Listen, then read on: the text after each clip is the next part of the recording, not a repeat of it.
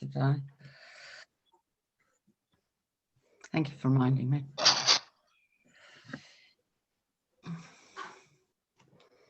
Right.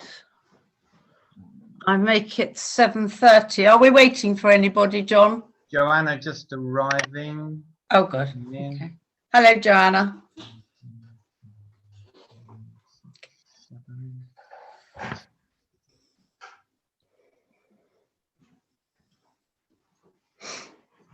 So we're all here, Deborah, if you wanted to. Lovely. Thank you very much.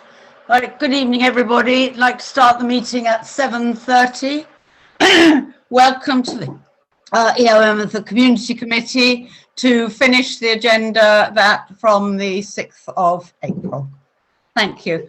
John, could you read the your bit, please? Yeah. Yes. Yep. GDPR notice, certainly will. Please note that the council is, and members of the public and individual councillors could be, making audio or video recordings of this meeting. The council's recordings will be uploaded to a cloud-based website of record and will be available indefinitely to the general public.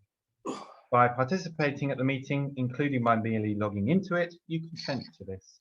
If you do not consent to these terms, you should please not log into the meeting. Chair. Thank you, John. So we move to item 1 on the agenda. Apologies for absence. Are there any apologies for absence? Apologies received from Simon. Won't be attending this evening. Thank you. Chair, point of order, please. Declarations. Chair, can I raise a point of order? Yes. On this apology business, because at almost every meeting, there's this attempt to rewrite history. Apologies are not appropriate from Councillor Alexander. The F&GP, Councillor Lloyd, wrongly said that he was absenting himself. He's not absenting himself. This council resolved on the 25th of March to accept Horsham District Council's recommendations that he be suspended. That's why he's not here tonight. So apologies are not appropriate. That's all I want to say. Let's move on. Thank you very much. Okay, that's fine. Thank you very much. Item 2, declarations of interest and dispensations. Have we got any declarations of interest? No. Thank you very much. Questions from the floor. Have we any written questions, John? Hazel? No written ones received, Madam Chair. No, right. Are there any questions from the floor, please, that haven't come in yet? No hands up that I can see. Lovely. Thank you very much. Can we move on to item 4 then, which is memorial playing field and other open space? The report on the meeting with the cricket club.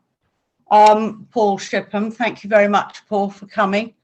We've all read the report, and so please throw it open to the floor.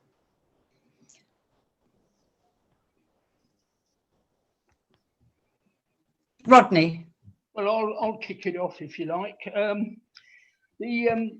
Paul asked if the car park space lines could be relined and hatched and the hatched area, which allows the access to the field.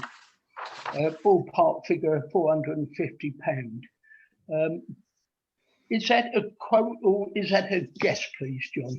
Or have you had a quote? Yes, through you, Madam Chair. Yes, what I did, Rodney, was when we were having our Fletcher's Croft car park relayed and then repainted, I took the details of that contractor because first I thought they did it very well, and second I thought we might need them.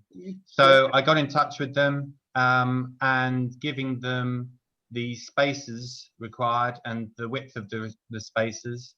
Without further details, I asked if they could give me an estimate. So it's based upon number of spaces and the square meterage as a whole. Yeah, no, okay, no, fair enough. You know, well, if that is the case, I mean, could I propose that we go for this? Give John the delegation to get this done before it, you know, otherwise it just drags on, and at least we can get something ticked off, done, dusted, and move on. So I'd like to propose that we. Yes, sorry, Rodney, before anybody seconds you, could I just add to that? I thought that we had decided that also in that meeting, but it isn't there, that we were going to have a disabled space.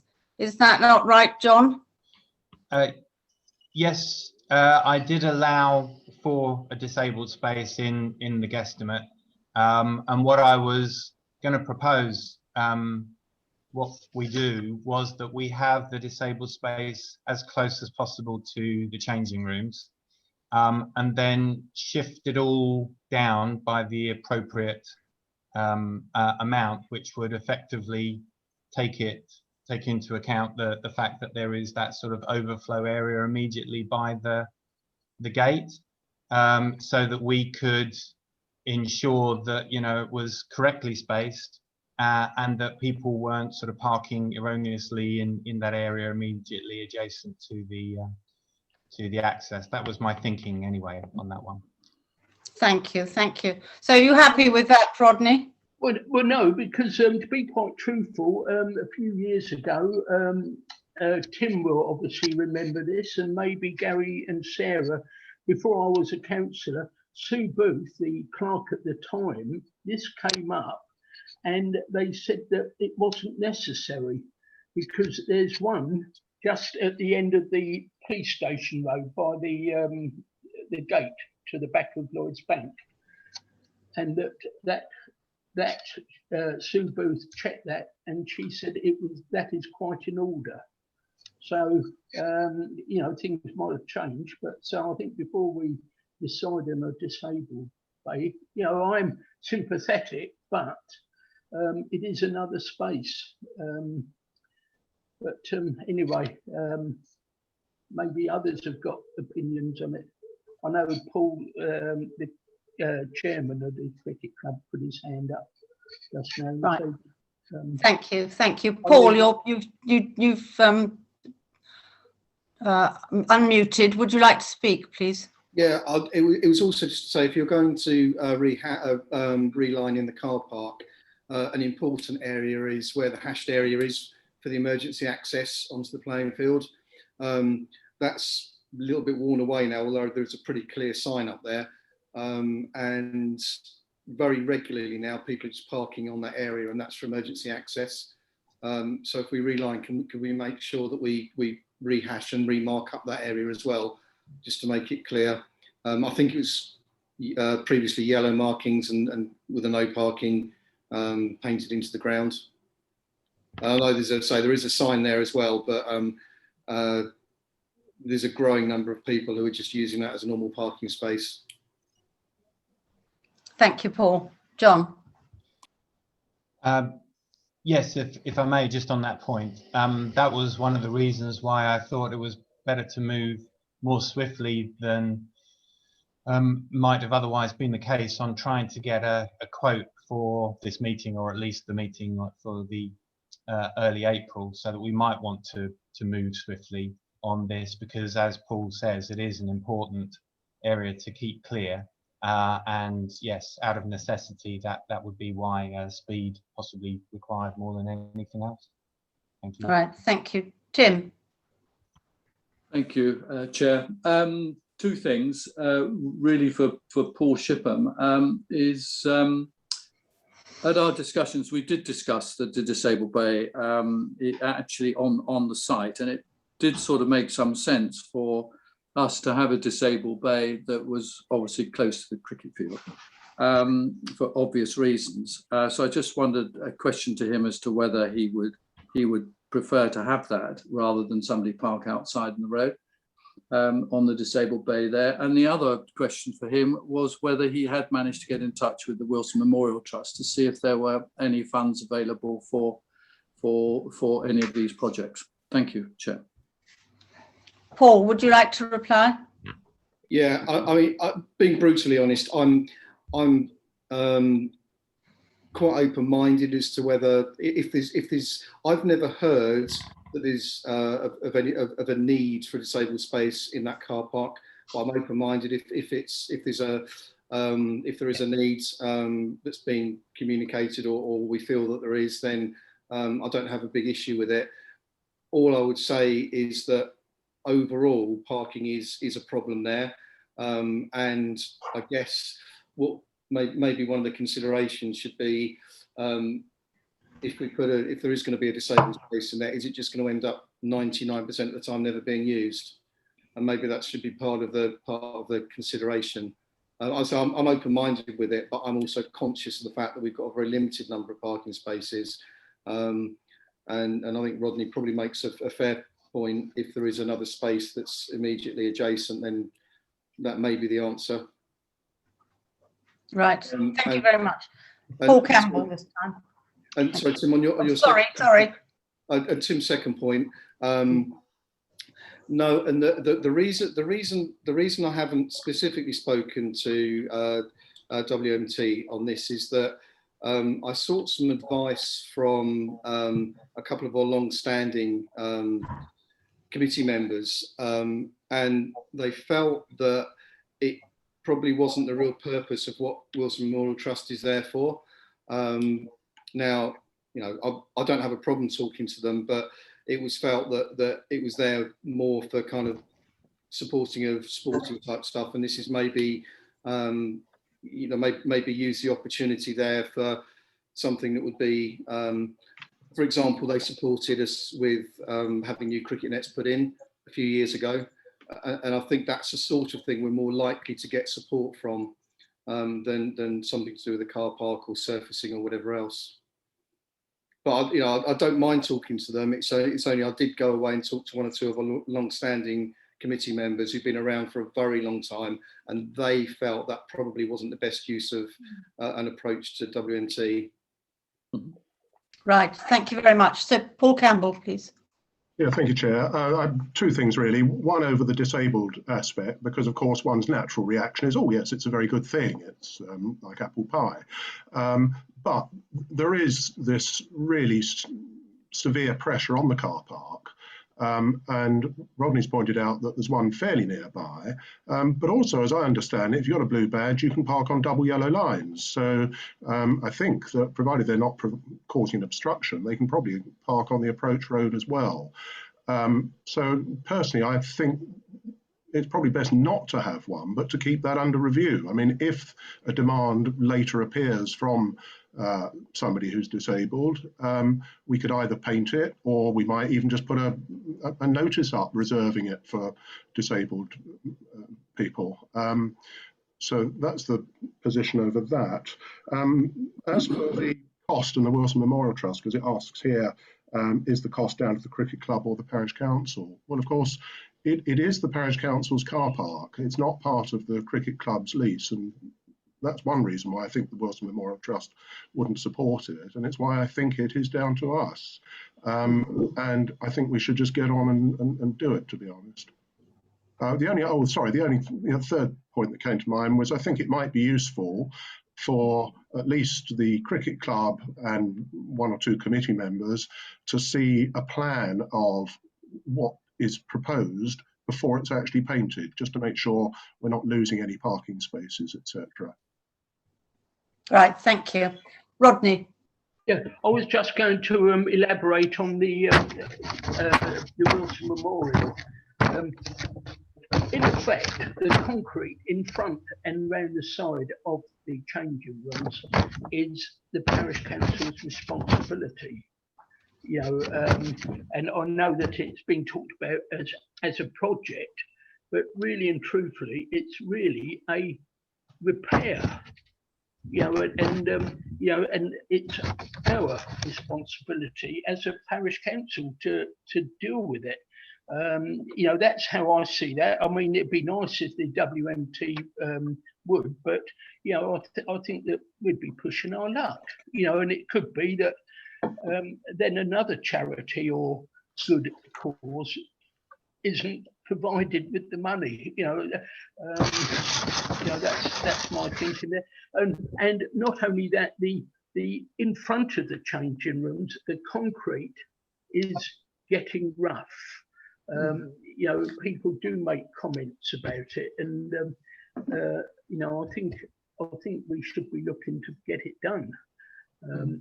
You know, so right. I was going to say, John, I mean, you're our clerk. What do you think of the condition of that concrete? Is it safe, or should it be repaired? You know, I mean, we have to take advice from you. You know, because quite a few people, I think, have made comments about it. Right, thank you, Rodney. So, John, you've had your hand up for a while. Thank you. Thank you, through you, Chair. Yes, it was three things. First, in answer to Paul's question about the layout, if there's no additional element like a disabled parking bay to be incorporated, then frankly it would follow exactly the same as it is already, unless we think otherwise. Second, Rodney, in terms of that concrete area, we received kindly another 2 quotes today. Cricket Club were able to find another 2 quotes, so we now have 3 quotes, and we'll bring that back to the next meeting to discuss whether we want to proceed with that. But in respect to its safe, whether it's considered unsafe, I would say what was unsafe certainly was the gouging out of turf and dirt immediately adjacent to concrete area, which we've continued to fill, and I think the Cricket Club have helped with that also. I would say that it's uneven, certainly, but it's not necessarily constituting a trip hazard. However, it does look poor, and because a number of people use that area to get onto the MPF, it's liable to continue to crumble and get worse. And clearly it's the main access area from the changing rooms, so it's better that it is done. It also ought to be stated rather that the quotes are actually to increase that apron just a little bit, just to square it off. But it's worth noting that it's not just simply maintaining the existing surface area. It would be establishing slightly beyond that, but I think absolutely right to do so. My only question at the time was it impinging upon the playing area? But I'm guessing, Paul, that isn't an issue, and so squaring it off would be absolutely fine. Am I going to respond to that? Yeah, thank you. Yeah, so the cricket boundary does vary. Where we looked at a total kind of squaring off of that, which would do away with some of the rutting issues that occur, it might need to be slightly more rounded. But it won't make any difference to the quotes because it's a minor alteration. Also, just on one of the comments someone made, we've had a number of people making representations to the club about that surface, and I thought they'd made some representations to Parish Council as well, but I could be wrong. And it's particularly an issue for people who are less mobile, so some of the more elderly members, but also in particular if someone needs walking aids. So we've been conscious of that issue for quite some time now, for probably at least a couple of years, and which is why we were keen to get that onto the agenda. Right, thank you, Paul. Sarah, you've had your hand up for a long time. I agree with what Councillor Goldsmith and Councillor Campbell said. I would consider it a trip hazard. It's used by a lot of people. Sometimes people come out of there and it might not be the best lighting. I just think we should get on and get it done. Otherwise, it's just going to drag on and on and on. And, I think the Cricket Club deserves to have it done, frankly. And I don't think the Wilson Memorial Trust should be asked to contribute anything towards that. I think most people in the town would much rather, if any money was given to the Cricket Club, it actually went on, sporting facilities or equipment, not actually on what is really maintenance on, I think, frankly, a health and safety issue. I think we should just do it. Right, so thank you, Sarah. Paul Campbell. Thank you, Chair. I just wanted to come back briefly on what John said about marking out the area, because if we're going to have a space that might at some later date become a disabled space, I think it would be better, wouldn't it, to jig everything along so that it's laid out starting from that gap that you mentioned up by the gate post and leaving and having the extra wide space down at where the bins are, but not marked as disabled, just marked as an ordinary bay. But if we ever decide we want a disabled one, it's ready and waiting at the correct place rather than at the wrong place. Right, thank you. So Rodney, can we go back to your original? I mean, I think perhaps we go back to your original motion, which was to go ahead with the new repainting. And shall we put in that, or could you put in that motion that a disabled space could follow in due course if needed?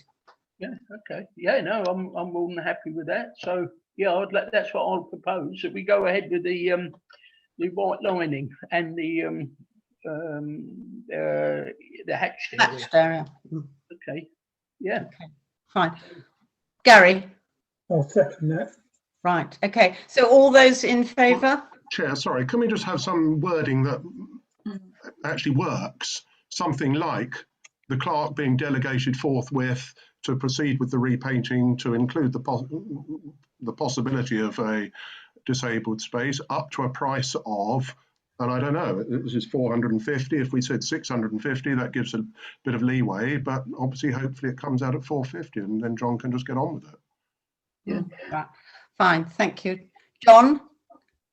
Yeah, happy with that. Could you read out something along those lines then, please? I forgot to ask. Okay. Proposal that the clerk be delegated forthwith, going ahead and with the relining to include a disabled space to follow if needed, and the hatched area up to a price of £600. Sorry, Chair, could we just add in that the disabled space the potential disabled space should be up at the bin end? Mm-hmm. Yeah, that's all right, John. Yeah. Is that okay, Rodney? Yes, yeah, no, I'm quite happy with that. Okay. Yeah, So Gary seconded it. Do we need John to read it out again, or are you happy with that? Can you just read it one more time, please?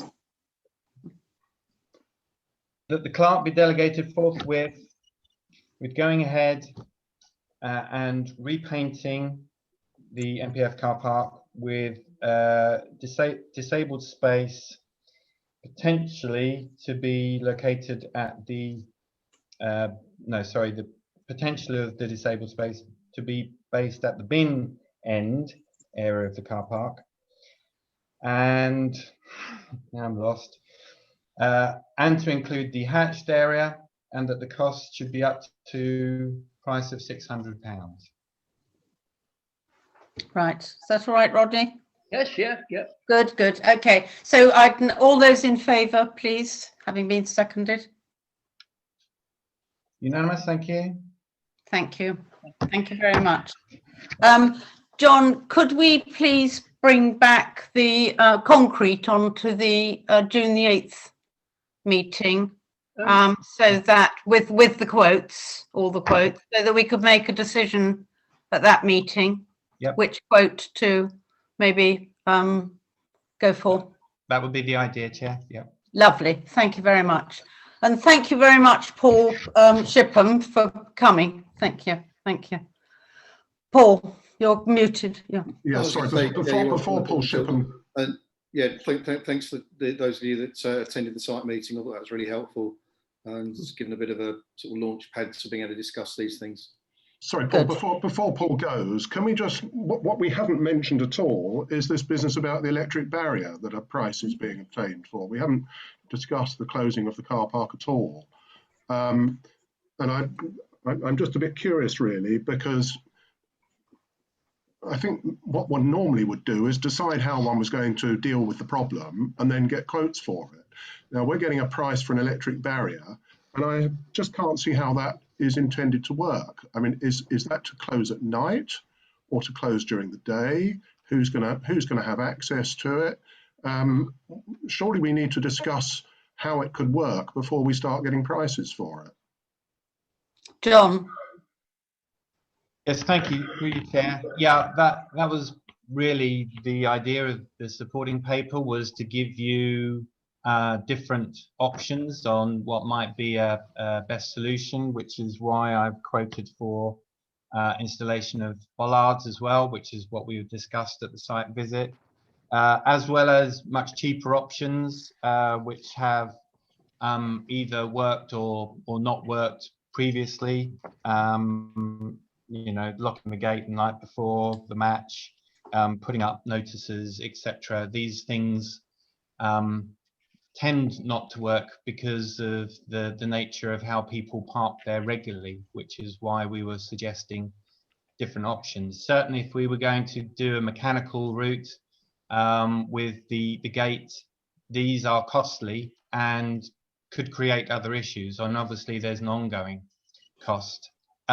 So my suggestion was that the installation of bollards would then at least be relatively easy to manage. I think Paul sort of agreed with that summation at the time, although he might have thought differently, and it'd be good to hear from him, because if the keys are with the cricket club, then as bays become available leading up to the time when parking bays are most required, then clearly they could be locked out with little notices, or whichever way was proposed. Thank you. Thank you. Paul Shipham. You're mute. Yeah. Yes, right. Just finding my mute button. So what's really brought this issue along? There's been an increasing problem of parking usage in that car park.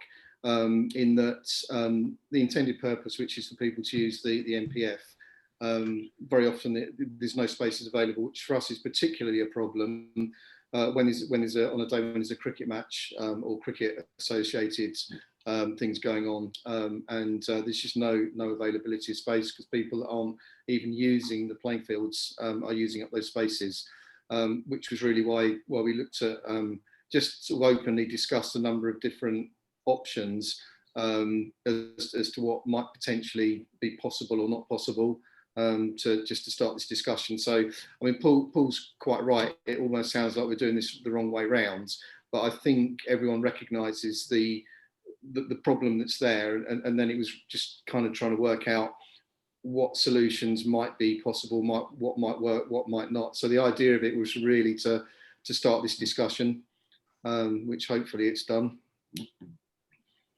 Thank you, Paul. Thank you. Sarah.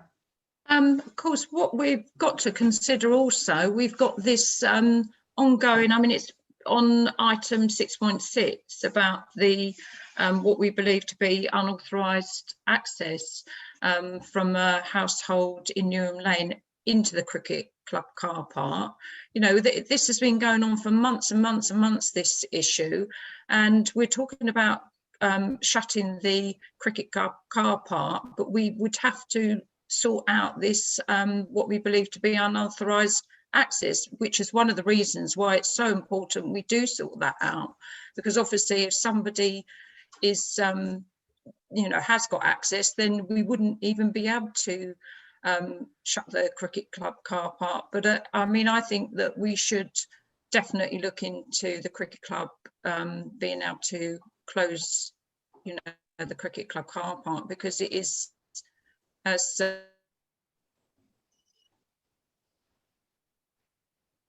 You've frozen, Sarah. Users of the field, we've got to stop it just being a car park for people who work in the town, or particularly over.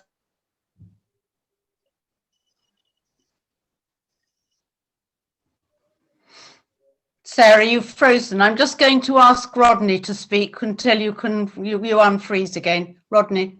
Yeah, I was just going to say, really, with the parking, I think the cricket club should be looking into the different alternatives, what they think, and then come back to this committee with any ideas and suggestions, because they are the ones that are kind of affected by it, rather than you know, the council getting involved in something which isn't maybe quite what the, you know, will suit the cricket club and other users. So I think that if we could maybe ask Paul, the chairman, you know, to try and get one or two, you know, we've got one or two ideas, you know, now to elaborate them so that he can come back with what the cricket club think will best suit them and the other users of the field. Thank you, Rodney. Paul Shipham, would you like to talk?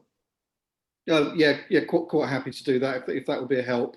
Yeah, quite happy to do that and put some more meat onto sort of thoughts behind that to sort of help with the further discussion. Lovely, thank you. Paul, would a month be enough if we put it on the agenda along with the concrete? Yeah, that's fine. Month. Yeah, that's fine. Yeah, okay, fine. Thank you very much. Paul Campbell. Thank you, Chair. I mean, really, just to emphasise that I think we're all very sympathetic to the problem. It's the solution that it's really, really hard to work out how it's going to operate. And there was something I was told a very long time ago, which is if you can't write down how something's going to work, it probably won't work. So it's a really good intellectual exercise to write down the proposal as it's going to work, because, you know, like if we have the barrier, the electric barrier, there's all sorts of problems that just immediately spring to mind, and I just don't see how it can work. I've got problems with the bollards. I mean, great, but who's actually going to control them and on what basis, etc. So I think it would be great if the club could come up with a really concrete proposal, because, you know, they're pushing against an open door. I think, certainly I'm speaking for myself, they're pushing against open door, but we've got to make sure that we don't cause unforeseen problems or even problems that are actually perfectly foreseeable and we're just turning a blind eye to at the moment. So great if Paul can come back with some written proposals, that would be lovely. Lovely, thank you very much. Thank you. John, is that all we need to discuss on the cricket? Through you, Chair, I think it's covered it, but you know, there might be other thoughts from anyone. No. Are there any other thoughts from anybody? No, I think that meeting that you had with Paul and you know, was good because it's now started things moving. You know, which is something that. Good, thank you for that. Right, thank you, Paul. Sorry, I thanked you rather sooner than I thought I should, but thank you for coming. Did you want to say anything else before you go? No, that's fine. Thanks. Or rather, sorry, you may stay, of course, but you may not. You know, I'm going to go, but thanks so much for your time, and yeah, we'll keep in touch. Yeah, thank you very much. Cheers. Bye-bye. Thank you. Bye-bye. Right, so item 4.2, Godstall Lane Tree Works. So we need to discuss and agree, if possible, to an earmarked reserve for the proposed hedge works. John, you sent us a supporting paper. Is there anything else that anybody else would like to add to that? Rodney? Well, I was going to say I've got no problems with the actual works and that, but I don't see that it should be earmarked reserves. You know, the point is we've allowed in this current year's budget for tree works. So whatever that cost is should come out of that budget. We don't really want to earmark reserves from last year, you know, the year we just finished. It's work in progress, you know, so that, you know, we know that whatever it's going to cost, you know, between, well, say £2,000, you know, we've got a budget for £15,000 for tree works, you know, in this current year. You know, so, you know, I think this earmarking is completely unnecessary and just complicates it. But okay, John, do you want to reply to that about earmarking? Or maybe Tim, Tim had his hand up, then I'll come in. you're on mute. Mute, Tim. Sorry about that. No, I agree entirely with Rodney. It should come out of the budget. Thank you, Chair. Right, thank you. Sarah, you're muted. I agree with Councillor Lloyd and Councillor Goldsmith. Right, It should come out of the budget. right. So, John, can we have a motion, do you think? Yeah, Just Paul needs to speak. agree to do the proposed works out of the budget, Well, pre-budget? yeah, I'll come in after Paul. Possibly he's had his hand up. Oh, right, yeah, okay, yes. Paul? yeah, Chair, I'm just going to say, can we try and put together a motion which means that this doesn't have to come back, that we simply delegate John to arrange the work, subject to a limit of, well, if it's 1,800 to 2,500, why don't we say 2,750 to allow it not to come back if there's some floating on that, and we never need to hear about it again. There's just one thought that does come to mind, which is when something was last proposed up there, there was some confusion about what was our land and what wasn't. And so I just think it worth double checking that the work is being done on land we own rather than land owned by I think it's the Housing Association. Because I think we've been cutting the hedge, for example, on land that we don't own, because our plot ends about halfway up, as far as I remember from the land registry documents. Right, thank you. John? Okay. Yes, the issue with ownership was because I think this relates to the diseased elms that we were being asked to deal with. They're right on the border between what is our land and what is the association, and so we managed to get that message across, so they had to go elsewhere. I was proposing earmark reserves because we underspent in this particular area last year. It was one of the areas that we didn't spend hugely in, just because we were a little bit fearful of going into deficit. So because we are carrying over funds from last year, it doesn't make it more complicated. It just means that we could use that fund. But if the thought amongst committee is that we go into this year's budget, then absolutely we can do that. What I would say is, if we've got support under a proposal that we complete these works, excellent, because as I said in the supporting paper, that means I can go back at least to the residents who have asked about this and say that we are hoping to do that in autumn, and then I can get some quotes in, but it will have to bring it back, unfortunately, because of the cost involved. It will need agreement at this committee, but at least then, you know, we'll be well on the way. So can we propose that Joanna's hand. oh, sorry, Okay. Joanna. Oh, thank you. I just wanted to, I think John sort of actually answered it anyway. I just wanted to check that we would be getting a couple of quotes for the work, because it's quite a lot of money. Yes. John? Through you, Chair. Yes, because our warden, a tree warden, has given an estimate, then I've proposed to get 2 further quotes, and providing they were certainly within that range, then I'd be more than happy to present that to this committee. Thank you. So we can bring that back on the 8th of June. Or maybe it might have to be later if the quotes haven't come in. It can't be done before autumn anyway, obviously, Yeah. because of the nature. So I'll make sure that we have the appropriate quotes and we've agreed it. Yeah. leading up to Okay, that thank date. you. Tim? No, it's all right, Chair. It's because it's not going to be done until autumn. I can't. I think it's best that it comes back to the next committee, but hopefully we can make that decision then. And as Paul rightly said, we can see the back of it. Right, okay, so we don't need to make a motion today, Paul, John, just to bring it forward to the next agenda. Other hands, and then I'll come in. Oh, sorry, Paul? Well, Chair, just to observe that I'm sure we've done it in the past where we've set a limit and we've delegated John to accept the best quote, and then we're not troubled with it. All right, John, are you happy with that? Well, my preference really would be to actually get another two quotes. It shouldn't take that Yeah, I mean, long, and actually in meeting to agree it. What I would say though, as I mentioned before, that if we can at least give our support to it being done, then at least I can go back to the residents saying that the committee have supported this. I think Paul's proposal was that more quotes were obtained and that you went for the most suitable one.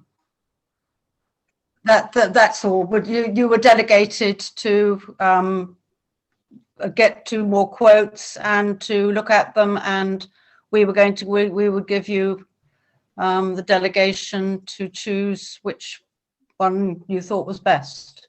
Okay. Yeah, Is that and then I right? can send on the quotes to you as well, so that you're aware. Yes. Yeah. So we need a motion for that. Paul?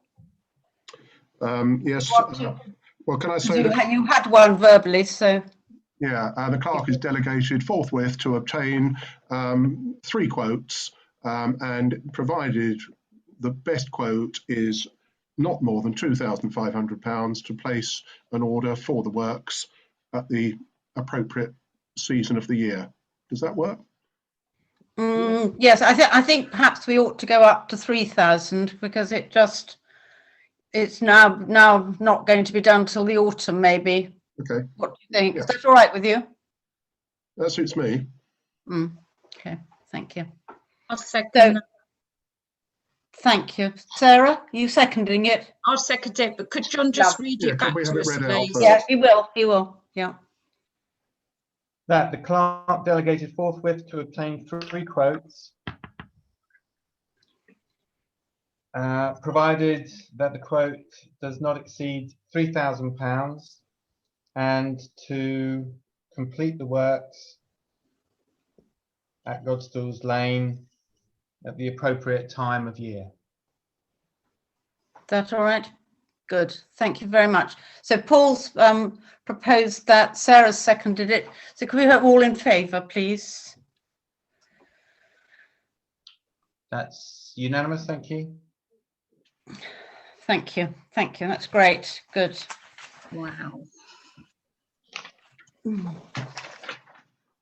Right. So the next item on the agenda is the proposed recycling bin installation in the Steyning High Street car park to discuss and agree SPC report.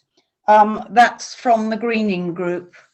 I haven't actually sent round any suggestions to anybody. I don't know, John, if you've had any suggestions sent round.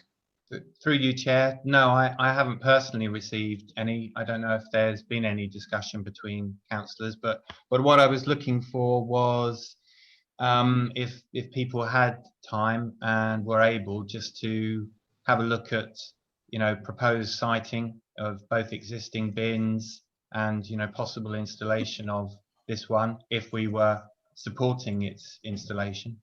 But no, I haven't got anything back at the moment. Thank you. No, thank you. Sarah? This recycling bin in the Steyning High Street car park, who actually is going to be tasked with emptying it? Is it going to be HDC or is it going to be Jack? HDC. John? I think I heard Councillor Lloyd say HDC. Yeah. Is that right? It is. Okay. Yeah. Yes. Yes, HDC, I have had confirmation that they are currently emptying similar bins elsewhere and therefore would step up to the plate and do this for us. All right. So John, are we looking at, do you think, replacing the present one that is there, or should we be looking for us, or is there a second place in that car park that it could go? Well, Madam Chair, I think we've got 2 bins immediately adjacent. I would imagine that it might be to replace one of those, but I'd be keen to get people's suggestions. Obviously, if we've got another bin, then it's a case of, well, where do we put it? Because we don't want to encroach on the car park, and therefore it might be to take the place of another bin. But clearly, this not being our land, we would have to discuss this with HDC and get an idea from what they might be suggesting also. Right. Rodney. Well, John kind of said about the location of it. You know, we don't really want it in the car park area if it's going to maybe lose a space because of it. So I think it's really important that we find that out. The only other thing that, and I mean, I've got no problem about a recycling bin and that, but shouldn't we maybe leave it and try and include it for when the HDC tart up the high street car park, because that must be on the kind of books to be done shortly. You know, they've done Fletcher's Croft. I know the high street is the next one on the agenda, and maybe could we kind of amalgamate it with that new kind of layout? You know, that's all I was saying, that rather than just stick it somewhere. But thank you, Rodney. John, are we going to get the car park there done reasonably quickly, or is it going to be several years, do you think? Well, obviously Tim might know a little bit, but if I may, in initial discussions, we were really pushing ahead to get R3 done sooner rather than later. Initially it was that our second one was going to be the second one done across the district, but things have changed dramatically because of COVID and various other things. So that's not necessarily on the cards, and if it's not necessarily on the cards, it could be some considerable time. But you know, Tim, I don't know if you've got further information on that. Tim. Thank you, Chair. No, from my recollection, it was Newman's Gardens to be done next, and then the High Street lot. Sorry, okay. No, I'm not 100% sure. It's some time ago. But as John said, COVID, the no charging in the car parks for a period of time, all of that has wrecked the plans considerably. But I do think that we should, as a council, in my view anyway, be pushing now Horsham to ask them as to when this is likely to be, and are we on the agenda, when money comes in, will we be next in line, when is it likely to happen, and so on. Because otherwise it'll just let slip, and already the programme slipped, because when we did Fletcher's Croft, Newman's Gardens was supposed to be done the following year. But get back to Rodney's point, he's absolutely right. It's the siting of this is going to be the most important thing. And certainly if it's going to take away a parking space, I think we need to consider it. But perhaps there's somewhere, I can't think of one, but maybe there's a place in the high street. It's obviously got to be accessible from all of the shops. So as people come out of the shops and they've got their takeaways, that they do the right thing and they recycle the refuse. So yeah, I think the siting is going to be the issue. Thank you, Chair. Thank you, Paul. Thank you, Chair. Yeah, well, I think it's great if Horsham's going to do it. So provided they are going to empty it, then I'm very much in favour of this. Unfortunately, this paper doesn't give the dimensions of it. So it's very difficult for us to come up with a position. Because on the face of it, I'd have thought the ideal position was between the two lavatory doors, exactly where Horsham has got its ticket dispensing machine.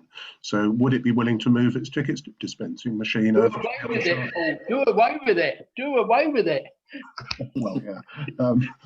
Sorry, Tim. But I don't know if it'll fit. It would be good if it did, and it would be good if Horsham was willing to move their ticket machine to make that work, because that's going to be the place where everybody can access it, and it doesn't take a parking space. But moving on to the question of refurbishing the car park, of course, what we were thinking was at that time we would try to move the parish notice board, etc., to accommodate Steyning in Bloom. And that in turn has a knock-on effect perhaps on this bin. So there's a whole sort of design issue that comes up over when the car park is refurbished. But pending that, if we can find a space for this, I'm very much in favour of it. Right, good, thank you. Have the dimension. John. Yeah, just for information, the link that was on the supporting paper, it actually takes you to Glasden, and the dimensions are to be found with the bin there, Paul, if that was. Well, thank you. Okay. Oh, right.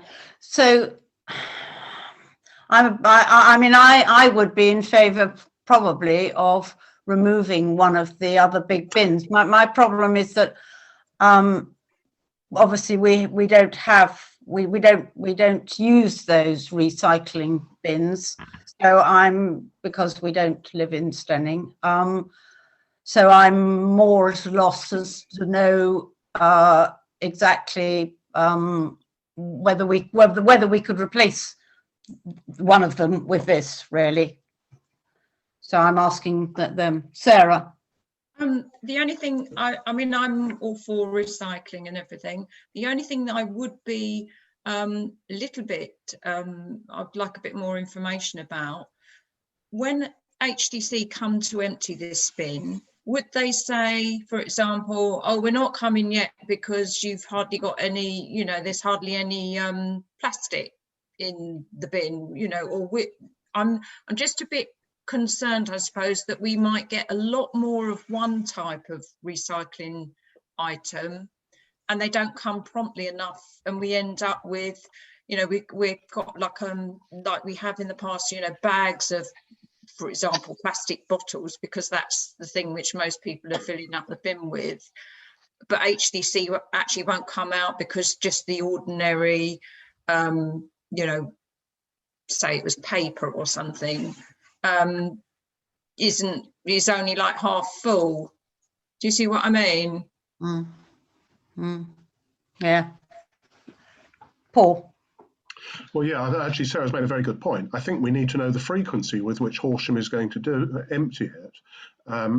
Because, I mean, there's plenty of recycling facilities up in London, and they very often have great piles of carrier bags around them where people have dumped them. So we've got to be very careful that we're not going to encourage, in effect, fly tipping all around this, right in the heart of our town. I mean, Fletcher's Croft, there used to be recycling bins there from memory. I think they've gone now, haven't they? You know, that's the place for big waste, and I'm rather frightened that without the big waste ones, this one is just going to encourage overuse, and we're going to create a big fly tipping problem. Hazel. Yeah, the recycling from Horsham is done every Wednesday, and they attend every bin that's on their list. We pay for the one at the Steyning Centre, and we obviously have to pay for the one in the High Street as well. They don't supply a free recycling anymore. That's why they were removed from all the car parks, but they do attend every Wednesday. So are we looking at something that maybe we do have an extra bin, in other words, this bin in the car park somewhere, but we still retain the other two? I'm slightly at a loss. Sarah. I was just going to say, when we did have the recycling bins in Fletcher's Croft, it was quite off-putting to some people who didn't want to hire the Steyning Centre, because they felt, you know, what was actually happening, it was abused to a certain extent, where people would, you know, park in their car and then just, they'd obviously had a party, and it wasn't just a bottle that they'd actually just drunk and needed to dispose of. They were actually kind of using it much like you would use going to the, you know, to the dump or the tip in Shoreham. And I'm a little bit worried that because you now have to actually book to take something to the dump, and you can only do it once a week, I am just a little bit concerned that we would get people abuse it, and they would, you know, say you've had a party or Christmas or something, and you'd get people parking and just leaving stuff that can't fit in the bin. Because even if you have a sign up saying, you know, if you can't fit your bottle in, take it home and come back later, people won't. So that would be my concern. Right, Sarah, thank you. Paul. Well, honestly, I hadn't realised that we were going to have to pay Horsham to do this, so we need a figure, don't we? And once a week doesn't sound nearly sufficient to me.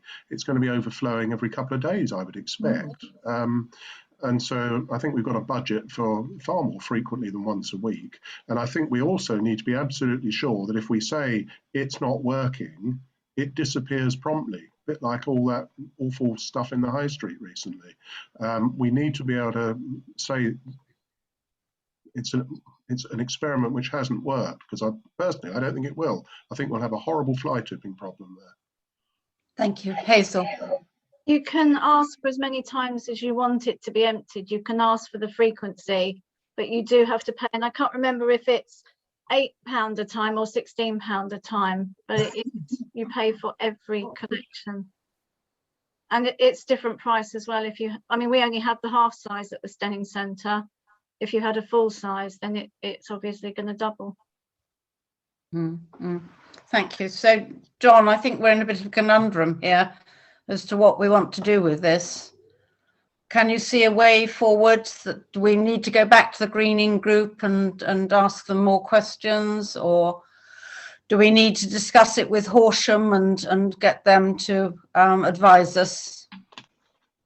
If I may, yeah, I think there are certainly a number of further questions that if we put to the Steyning Greening Group, then they can be doing this work on our behalf in discussions with Horsham. I'm sure we need to establish, yes, clarity on installation, who is going to ultimately take responsibility for positioning. What will the cost definitely be to us? Are we involved with the cost of the bin and its installation, or is that going to be taken care of elsewhere? What happens if, and we might ask if there are any other issues being experienced at other locations who have a recycling bin, as Paul says, is there a fly tipping issue if people just can't find enough room in the bin? I would say that there is currently 2 bins in fairly close proximity, so one would hope that we're able to cope with that, assuming that the installation takes the place of one of those 2 bins. But then what happens to the other bin? Is that going to be relocated to our liking? There are a number of things. I guess what really need to establish is whether we support this in principle, and maybe to clearly establish what we want Steyning Greening to ask on our behalf. Yeah, thank you. Rodney. So yeah, can't we say to the Greening Group, we do support it in principle, come and let them come back with all these questions that have been asked, tonight, price, how regular it's going to be, how reliable. I mean, Horsham aren't all that reliable when it comes to emptying bins. But I think, I know Hazel just, but I think on a Tuesday they empty the high street bins, or they should do. But I don't think they did this week for obvious reasons, and I think a fox got in there, and the high street was, very, very untidy. But so I think we've got to make sure that all these things are put in stone first before we say. But in principle, it's got to be a good idea, isn't it? That's. So John, I think the conclusion is that in principle we could tell the Greening Group that we're in favour, but there are an awful lot of questions that need to be asked of them, and maybe they need to clear some of those up with Horsham, and because obviously I presume we need permission from Horsham to change a bin, or even to put another bin in there because it's their car park. Yes, certainly that, yes. So we need some more investigation. So could we just pass that message back to the Greening Group, and agree that, and John, could you do the list, or Hazel, of the questions that everybody has asked, please? Yes. Yeah, Paul's got his hand. Well, Chair, can we make that a motion, please, that John is delegated to convey to the Greening Group the support in principle of the committee, and to liaise with them, and to come back to the committee answering the various questions that have been put and any others that might arise, with a view to putting a firm proposal That sounds a good idea. Yes, thank you. So, with Sorry, Paul's, can we hear the motion read back, please? Can we have the motion read back? yes, Sarah. Yes, Sarah. Sorry. Yes, that's all right. John.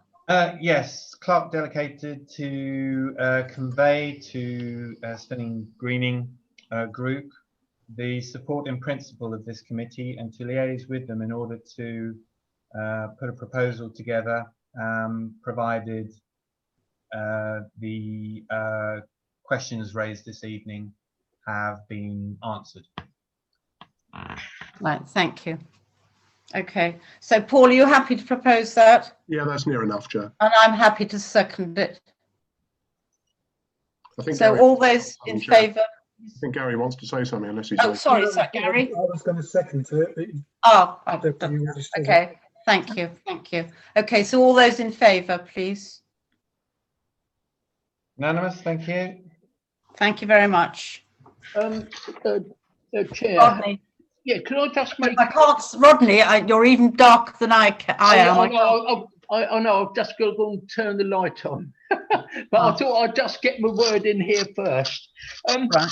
Could I please propose or whatever that we bring items 5.1, 5.2 and 5.3, we hear those before we hear 4.4, because I think then 4.4 will just go through.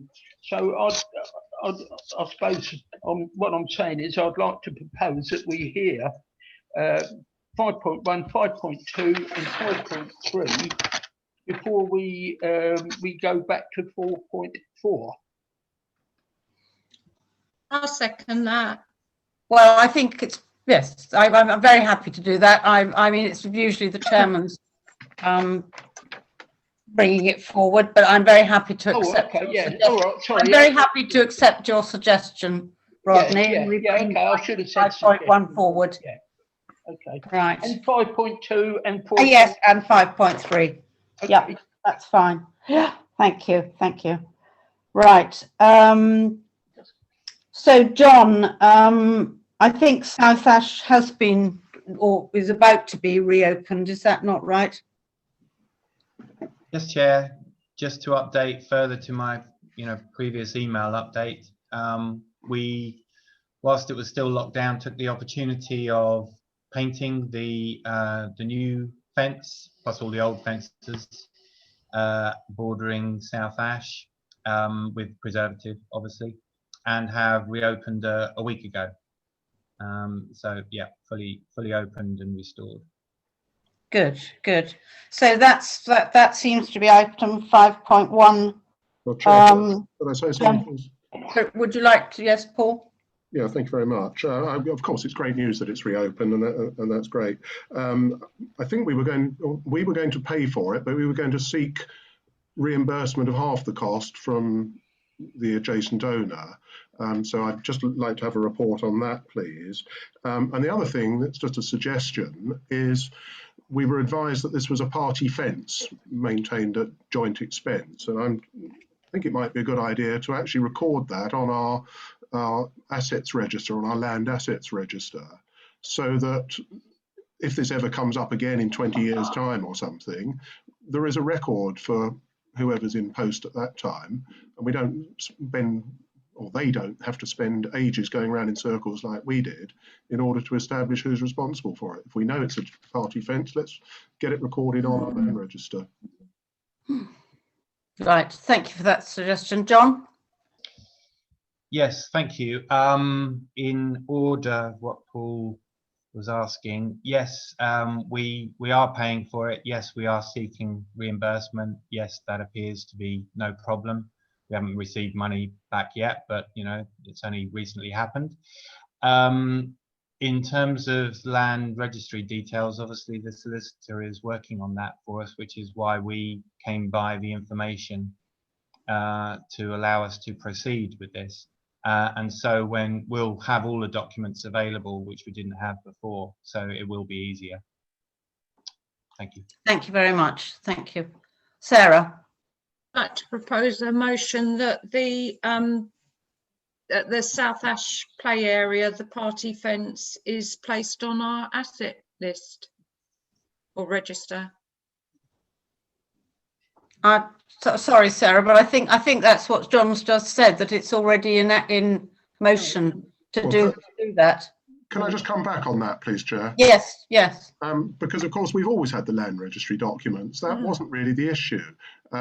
It's either not recorded in the land registry document. I don't know where it's come from that it's a party fence. But it would be very easy just to note on the land our assets register, our land assets register, the fact that it is a party fence.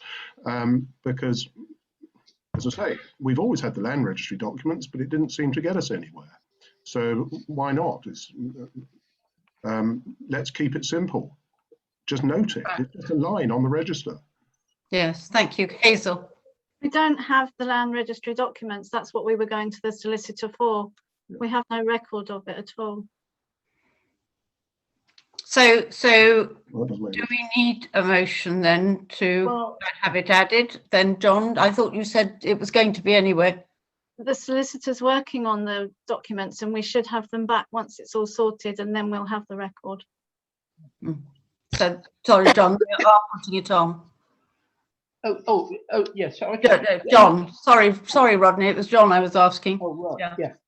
So, Sorry, John, Deborah. we have asked the solicitors to put it on the land registry documents. Absolutely, it's Yeah. within the land registry documents. It's just that we didn't have them, therefore, we weren't aware of it until they searched for us, found it, which is why I put that information out to everyone. Certainly, therefore, we will have it available to us. But what I understand is that Paul wants it actually within the land register document, and the asset register. We can make a note. So it's simple. We can do that. Fine. Would you like a motion for that? It's unnecessary, but I can do that for you. Okay, thank you very much. Rodney. Yeah, I was only just going to say that I think there's been a confusion.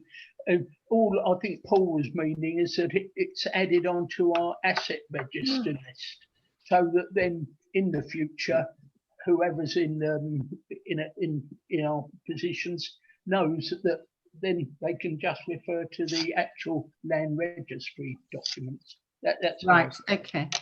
Thank you very much. Paul, is that correct? Yeah, I don't want to make a big issue of this, Chair, but there's some confusion being created over what Hazel said, because we've got two separate issues that are being sorted out. We've got an awful lot of land that is currently unregistered, which we're now arranging to be registered. As I understand it, the South Ash Play area has always been registered land. So we've always had as the land register, or we should have done if it's registered land. So can you just clarify, please, Hazel? Is it registered land or is it unregistered land that is now being registered? I'm not 100% sure, but we don't have any documents on it. And that's one of the things that I sent on my list to the solicitor to check whether it was registered, if it wasn't, to get it registered, and if it is registered, to get us the documents to prove it. Well, if it's registered land, which, as I understand it, it is, then the documents are obtainable on the payment of a fee of £2 in about 30 seconds. So why this went on and on for months, I can't imagine. So if it is in the land registry documents, we should have known this from the outset. If it isn't in the land registry documents, but we've got it from somewhere else, then, for goodness sake, let's just get it on the register so that it never happens again.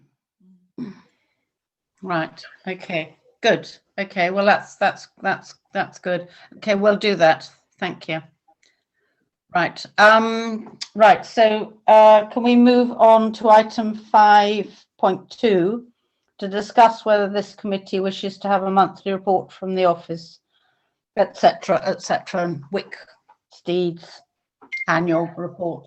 John, would you like to talk us through this? Because I think we have different frequencies, don't we?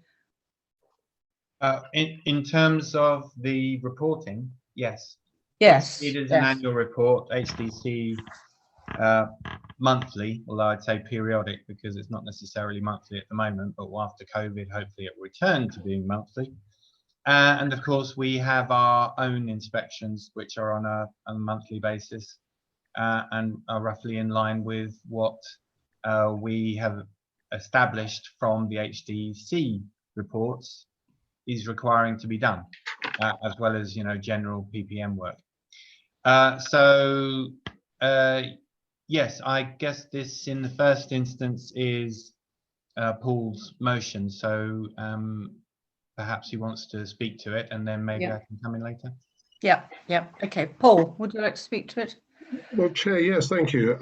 I mean, I thought that we had agreed all this ages and ages ago, because you'll recall that we got into a terrible muddle, I don't know, a year, maybe 18 months ago, when we'd had all sorts of reports in, but it was impossible to find out which elements that needed doing had been done and which hadn't. And well, I can't even recall the history, but there were quite urgent things that weren't being done.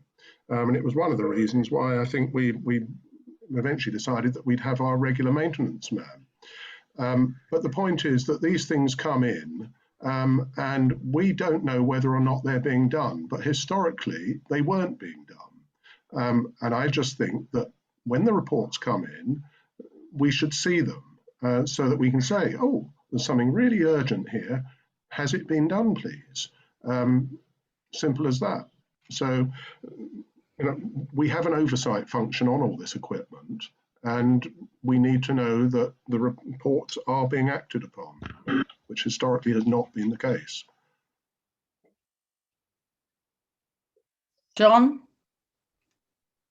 Yeah, I would say that actually historically we have been acting on these reports, and I didn't really think that it was there was a mess or it was over complicated. I think over COVID the reporting to us has been somewhat excuse me, somewhat difficult, but and certainly not as regular as we would like, but I do understand the reasoning from HDC point of view.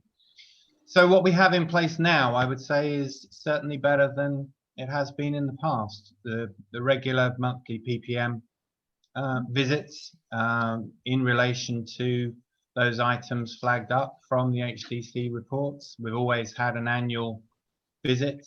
Last time it was associated with a councillor going round at the same time. That was Councillor Young. So that it was understood exactly what would be undertaken, and then we had a report subsequent to that. We've always had an annual report and a report from the clerk following that annual report from Wicksteed, who do the annual report, health and safety checks for us.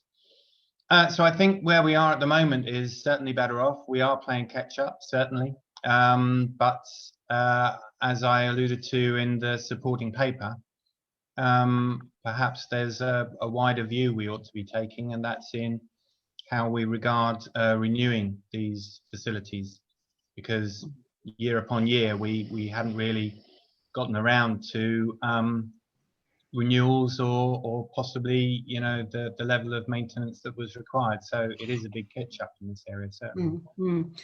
So do I take it that monthly we'll get a report on from the PPM, I think it is, isn't it? Playground maintenance. Horsham seemed to be a bit ad hoc about giving us a report, but that could come as many times as it does, and then Wicksteed's once a year. Is that right? Yeah. So just to clarify, Wicksteed, the annual report, and we're due that one very soon, although we don't have a date, as I suggested in the supporting paper at this moment in time. But we have asked for that for as soon as possible, and obviously they weren't able because of COVID. HDC, again, because of COVID and not having the appropriate staff available, and I think maybe a reduction in staff numbers, have found it very difficult to supply us with this regular inspection information. but they have said that they will resume normal service. So I can only assume that that will happen. And anyway, we are doing our own monthly inspections to take care of things. Thank you. How often do Horsham do a month? How often do Horsham do, or will Horsham be doing a report? Yeah, theirs is a monthly report. Theirs is a monthly, but quite often it's in arrears. Yes. I mean, they send it sort of 2 months later. Yes, and maybe 2, 3. I think in November of last year we received 4 months in one go because, you know, lack of staff and hadn't gotten around to sending Well, us. that was COVID, wasn't it, John? Yeah. I mean, I think normally in the past they've been within the 2 or 3 weeks.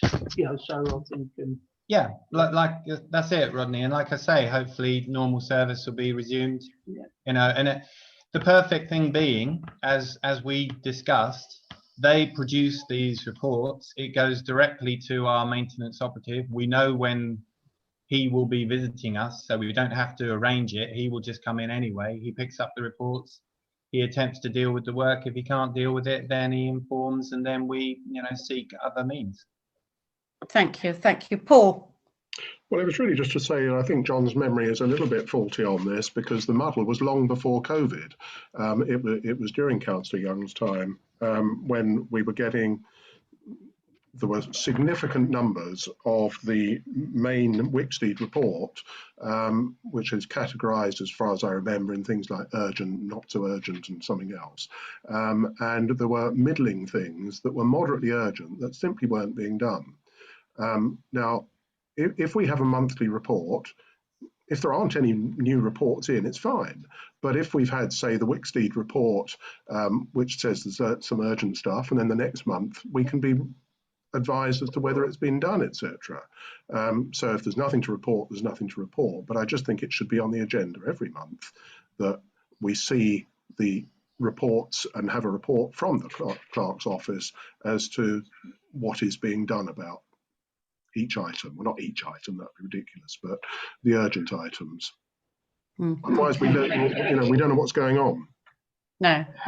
Well, I'd be happy with that. I mean, we get a report monthly anyway on the PPM, so we could just add in Horsham and Wicksteed's as well. Yeah, Sarah. I agree with Councillor Campbell. I didn't feel we were getting enough information, and we must be careful not to, use COVID as the reason why, things hadn't been done. I mean, I believe that we still haven't had the clearance underneath a bit of the equipment sorted out. Now, if I was a parent or a carer of a small child and I knew they'd hurt themselves on something which just hadn't, it had been flagged up and it just hadn't been done, I would be absolutely furious. You know, I think we've got a health and safety duty. Sorry, Councillor, sorry, Hazel, you keep nodding your head when I'm speaking. You keep shaking your head. It's very distracting. No, sorry, but no. So, Sarah, can you say? Sorry, did you want to make a comment, Hazel? That's Sarah. Yes, sorry. Sarah. Could you tell me where this area underneath the piece of equipment is that you're talking about? To be frank, it's so long ago, I can't remember exactly. And you're shaking your head again, Hazel. I think it was something in Fletcher's Croft, and I can't remember exactly. It could have been something that spun round or something that went up and down, but there was something about the clearance wasn't right underneath it. And is this the new equipment in Fletcher's Croft? Yeah, I think it was. I think we had the new equipment put in Fletcher's Croft, and then it must have been checked, and something came up that it wasn't right, and it was. There must be a certain gap that you have to have, and you can't exceed, and and there was something that I think what it is. I think it's a child's sort of foot could go underneath it, or their legs, or something. Right. I can't Okay. remember exactly. It was something that either spun round or went up and down. And it's, I mean, I'm not, it would take me ages to trail all the way back, and a lot of my paperwork is in storage at the moment, but it was something that, as far as I'm aware, has never been done. Okay, thank you, Sarah. John? Yes, Sarah's referring to minimum clearance levels of Roundabout and the Oh. Seesaw. And we'd been in touch with Creative Play, who installed. Their maintenance team had been furloughed, but are coming out of that. So they're able to hopefully deal with that for us. And I can once again speak to the guy who helped install it. Well, he effectively installed it, so it is ongoing. Yes, yes. Okay, well, on that particular subject, could you report back at the next meeting, John, as to whether they've come out of furlough and are actually starting to do things, or whether it would be the following month? Because, you know, I can't understand why people can't come out and do jobs like that. Then they're outside and they can socially distance. It does seem a bit odd that they haven't, you know, started work again. John? Yeah, well, I will report back. I mean, we haven't had any instances or issues relating to these pieces of equipment, but nonetheless, a minimum clearance level is a minimum clearance level, and this is why we will have asked them back, so I can report on that. Yes. Yeah, thank you very much. Sarah, do you want to? I was just going to say, could John just tell us, you said the roundabout, and what was the name of the other bit of equipment? The Seesaw. What is it? Seesaw. Seesaw. Seesaw. I was just going to say, both those items, I mean, they were installed and we knew about this minimum clearance wasn't correct months and months and months before COVID even was on the horizon. So, you know, why wasn't it done?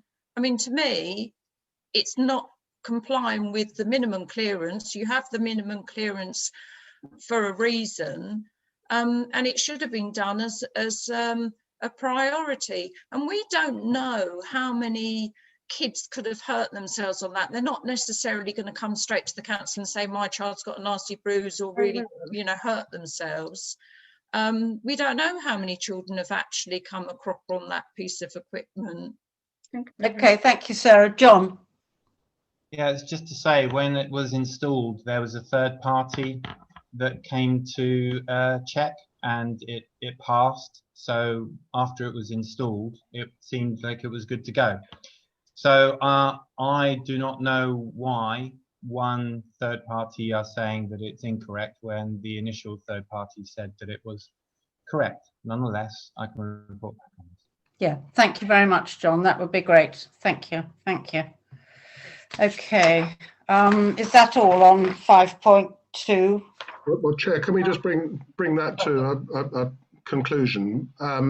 Because, you know, what's just been discussed really illustrates the point that we were told, goodness knows how long ago, that this minimum clearance wasn't being complied with, and we've all forgotten about it because I find it really distracting, like Councillor Sullivan, that Hazel's expressing dissatisfaction with what I'm saying. I've lost my train of thought now. The point is that as councillors, we lose track of these things. I've completely forgotten about that clearance thing, and I think most of us had, but it hasn't been addressed. And so that illustrates the point of why it's important that we have a monthly report, which I think you're supporting, Chair. So can we just put a motion together to say that we would like play equipment reports to be on every agenda henceforth? For a report, I suppose, a report and update. Right. Thank you. So, Sarah, are you going to second that? Yeah. Yeah, thank you. Can John? John, could you just read that out, please? Proposal that we would like play equipment reports to be on the agenda for each committee meeting. I think the word like wasn't there. It was we will have.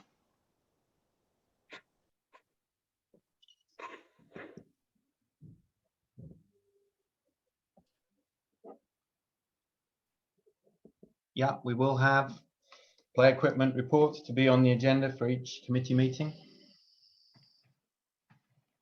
Yes, whether or not there's anything particularly to report, but we'll have our monthly one anyway. So that sounds good.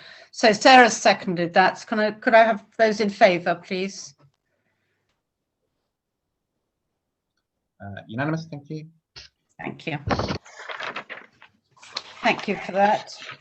So now 5.3, which is the basket swing, which we've had a report on, I think, from John.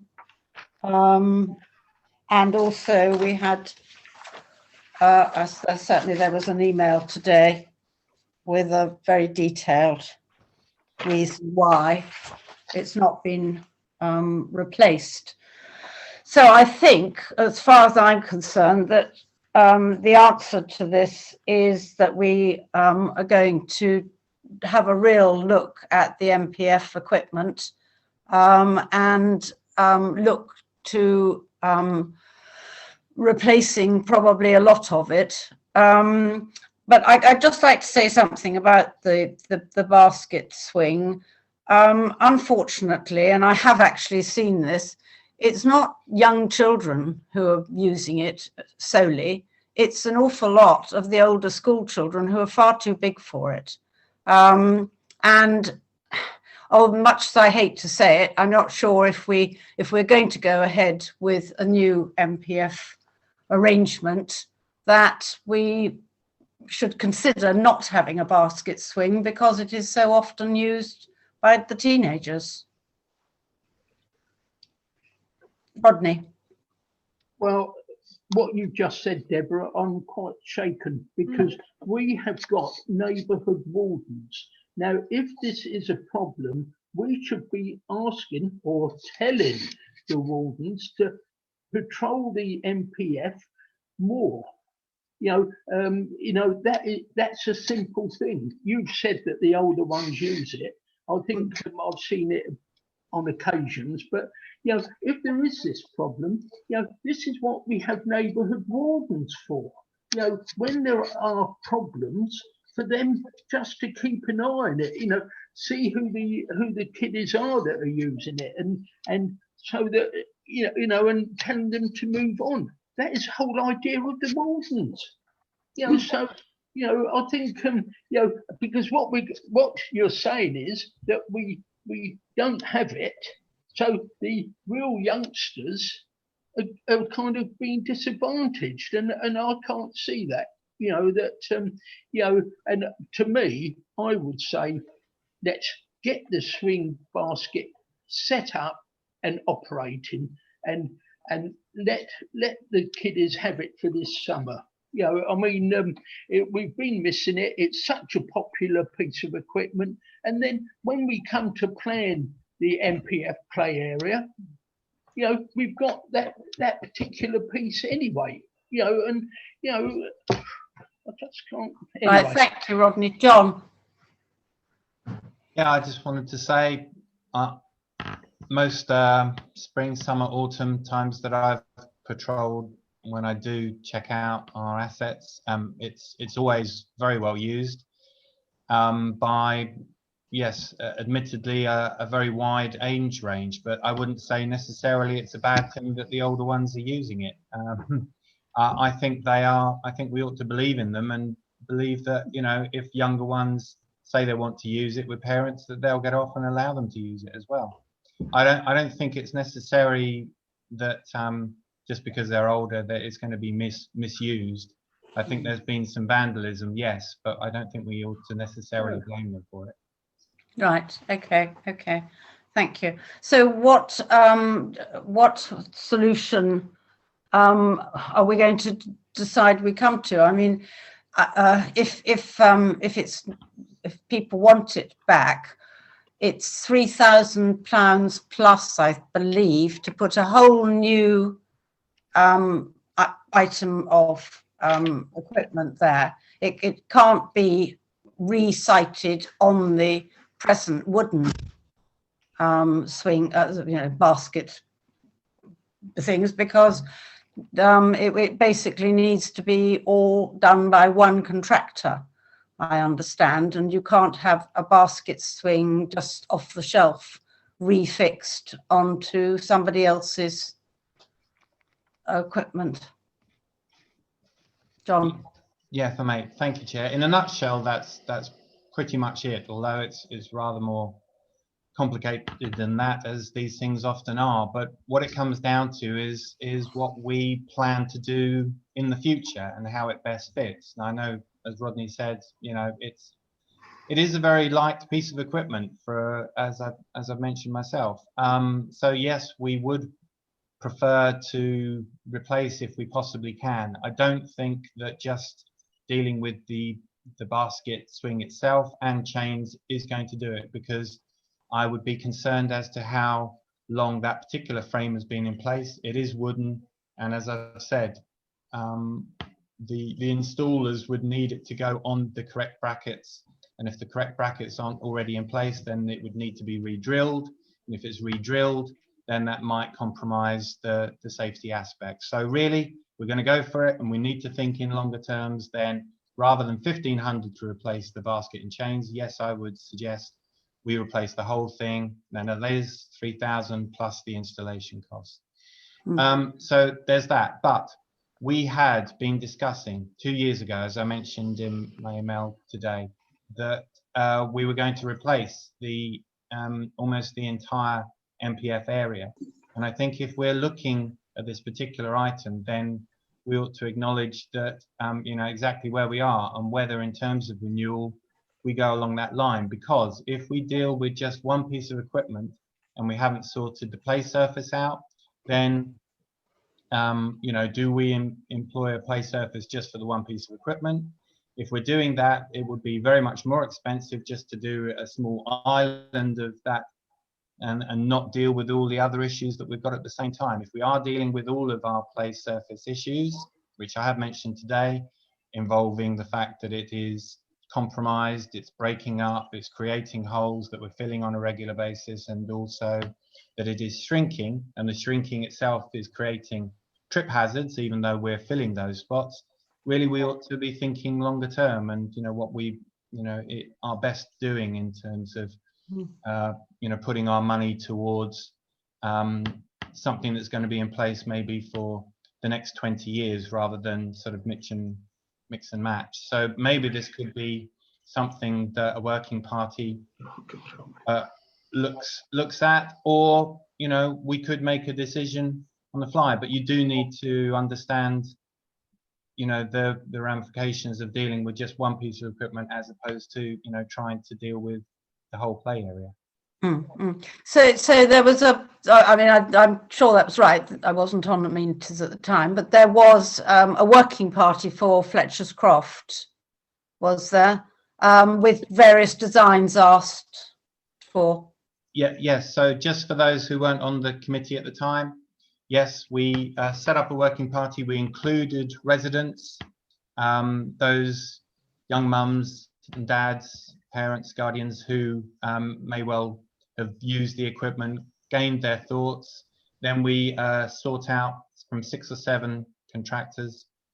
We had a public meeting. We put all of suggested options on show. So we gathered some really good ideas and put them on show. We gained information and feedback from them. We came up with the best possible solutions as they and we saw it at the time. And that's why we have Fletcher's Croft installed, which is why we had also a plan for putting the MPF in, but we didn't manage to gain suitable monies from elsewhere. And this is mostly Wilson Memorial Trust, and that's nothing against them, because they were kind enough to give us enough money to deal with Fletcher's Croft and the adult exercise area and the basketball court. But as I said in my notes, it could be time to revisit this now.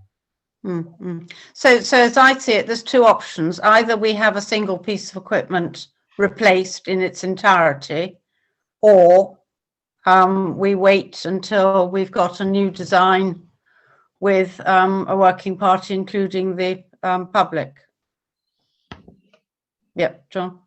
Well, one thing that we might be able to do in the meantime, if we either agree to what was previously proposed, or we could come up with, you know, what is going to be our long-term plan.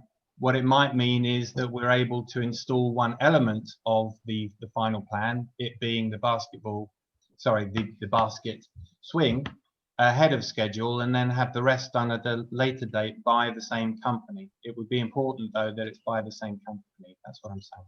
Thank you, thank you. So we already have a plan for it, do we? Yeah, we have right. agreed plan for it. Yes. Yes. Right, Paul.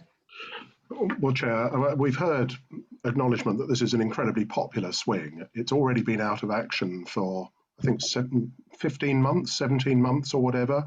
And the time it's going to take to put together a whole new play area is, you know, it's going to be, well, the pace we work out, I don't know when it's going to happen. It'll be a long time in the future. We've got the kit there at the moment. I spoke with Creative Play myself today. They've sent through an email just before this meeting with prices on it, so that they can replace the basket swing, the chain and the secondary safety chain for 1,450, the swing hangers to attach to the existing frame, 240, and they can redo all the grass matting with new for £630, so that we can get our existing asset back in full working order for £2,320. I think that we ought to be doing that, and then thinking longer term about all the other stuff, which, as we know, will take months and months and months. And there's absolutely no reason why the kids should not have this asset in the meantime. If John's right that the frame is questionable, well, of course, when they'll obviously have to come out and have a look at it. If they say it's not safe, they won't go ahead with it. But subject to that, I think we should just press ahead, get it up and working. What it should have happened over a year ago. It should have been up and working throughout this whole period. And you know, we were told that there aren't any basket swings anymore. Well, of course there are. So, you know, I feel I've done in half an hour this afternoon what the office hasn't achieved since December 2019. That's when, well, John, you're looking confused, but that's when the swing was removed from my recollection. And I don't understand why only today have we been told the history. We've had no report in the meantime that the swing was vandalized by the madman with the machete who did the trees. I just don't understand why the swing was removed all that time ago, and there's not been a single report to the committee at any stage in the meantime.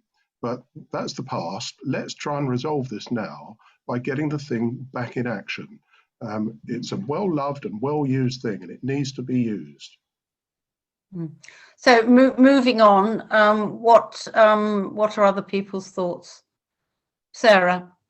I completely agree with Councillor Campbell. I think it is the most favourite piece that we've got. You could go there with literally, you know, like a 6-month-old or even younger who can't even sit up, and you can lay them in that basket swing. You could put a toddler next to them, but then you could have school-age children. And, you know, if the teenagers go on it, they can't fit so many on. So I really think it is a piece that is suitable for all different ages. And I think, you know, if you've got 2 children of a similar young age, it's really the only piece of equipment you can put them on if you've got very young ones that you need to fully supervise all the time. You know, Thank you, Sarah. Rodney. Get on and do it. It's I think it is actually 17 months and counting that it's been out of commission. But John, you said it had been vandalised. You know, it's never come up in a warden's report. That's the sort of thing that I would have thought we should have, you know, it would have been nice if we'd known. I mean, how was it vandalised? Do we know? John? Yeah, as I stated today, but I had previously stated that trees had been well, we don't know how and with what implement, but clearly the trees, as you know, Sarah, had been attacked around the MPF. The trunks had been attacked, and at that time, or at similar time anyway, it appeared that they'd had a go at the vinyl PVC sheath around the cable of the basket swing, as I mentioned. And this then started to, cause the issue. It was repeatedly attacked. We repeatedly mended it, as is what we do. But it obviously was compromised to the point where it started to fray badly. And it was compromising the strength of and the integrity of the cable. So, as I said, when the contractor was on site with me, we took the view that it ought to be taken down then. All right. Rodney. Well, I'd like to propose that we carry on and we get it installed straight away. Give John a figure that he can go to, and let's get it done, and so the kids can play with it this summer. And then if it means when we come to redesign the play area, if it means we've got to move it or something, it's only a minimal cost. But I think to leave it until we've got plans for the redesign of the area, it's ludicrous. That could be next year. It could even be the year after. Depending on funding. Let's get on and do it, and let them have it for the summer. That's what I'd like to propose, that we proceed and get it done, and give John a figure of £3,000 if that's what will cover everything, and let's get on and do it and move on. So would you like to put that forward as a motion? Yes, I'd like that as a motion. So, well, Chair, can we just clarify a little bit, because Rodney said go on and get it installed. I think he didn't mean get a new one installed. I think he meant get the basket swing element of it replaced, because... Well, I mean, Paul, from what we've heard from John, and that's all frigging around, let's put a new one in. No, Chair, sorry to interrupt, Rodney, but Creative Play have a minimum charge of £4,000 for an installation. So to put a new one in is going to cost £4,000 plus, so £4,000, whereas putting a new basket and brackets, etc., on the existing frame comes in, and to do all the mats beneath, new mats beneath, cost £2,320. So that's the thing I think we should be doing, because if we were going to replace it, my suggestion would actually be that we used a Wicksteed one instead of a Creative Play one, because Wicksteed, they're all chains, whereas this one has got this slightly vulnerable cable. But the Wicksteed one is considerably more expensive. That comes in at, well, depending on what sort of surface you have underneath it, either just under £5,500 or nearly £7,000. So I think new is not a good idea. But getting our existing kit back in working order is, I think, both urgent and important, and we can do that.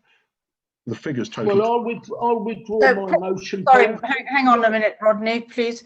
So, Paul, does that include the cables, new cables? Yeah. So it's the basket and the cables and the chains and the brackets on the top, and it's the mats underneath. Right. Okay. Well, I'll withdraw. Would you be happy, Rodney, with that? I'll withdraw my motion if Paul wants to put one in, and let's get it done. That's my priority. Tim. Yeah, I think it's a lot of money to spend on one item. But anyway, I've listened to what everybody else has said. If we're going to go ahead with it, we need confirmation of the prices from Creative Play before we go ahead. So I would just suggest that we put that into the motion. Give him a sum of money. I don't mind up to £3,000. It's a huge amount of money, but if that's what members want to do, then that's fine. But it strikes me that we're a bit silly to be putting in the the same basket swing that got damaged before by somebody because of its inherent fault, which are the cables rather than having chains. But there we are. If that's what members want to do, I will go along with it. So Paul, are you going to propose a motion, please? I scribbled something down, Chair. So the clerk is delegated up to a cost of £3,000 to proceed forthwith to have the basket swing brought back into action at the earliest opportunity, using Creative Play as the contractor, and to include replacement of the grass mats beneath, subject to the proviso that Creative Play are happy that the existing framework is up to the job, which on the basis of photographs, they've said they're perfectly happy with. But of course, you know, photographs don't tell the whole story. Right, okay, thank you. So do we have a seconder for that motion, please? Gary? John, would you like to read it out when you finish writing it again, please? Before we vote. It was fairly long and it was fairly swiftly spoken, but the clerk is delegated up to an amount of £3,000 to get the basket swing back into action, using Creative Play as the contractor, provided grass mats are also supplied, and subject to the proviso that the existing framework is up to the job. Is that about right, Paul? Oh, no, it's absolutely brilliant. Well done, John. Yes, it's fine. The only bit that was missing was to bring it back into action at the earliest opportunity.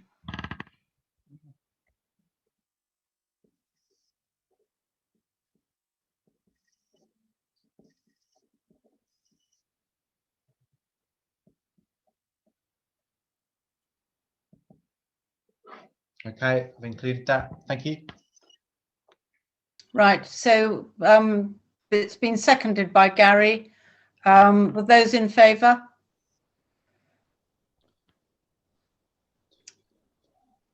Five, 4. Those against? 1 against. And those abstaining? 1 abstain. That's because I'd rather have the whole thing done at once. But yeah, I do understand it would take, would take some time.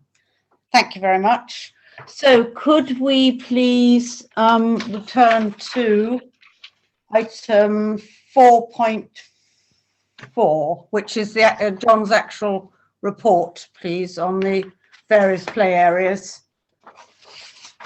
which have been supplied for the whole of, well, the year April to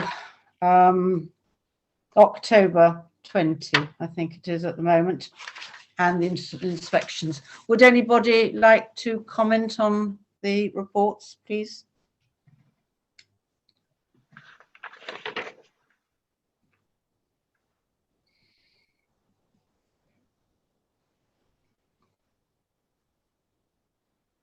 So are we all happy with that report?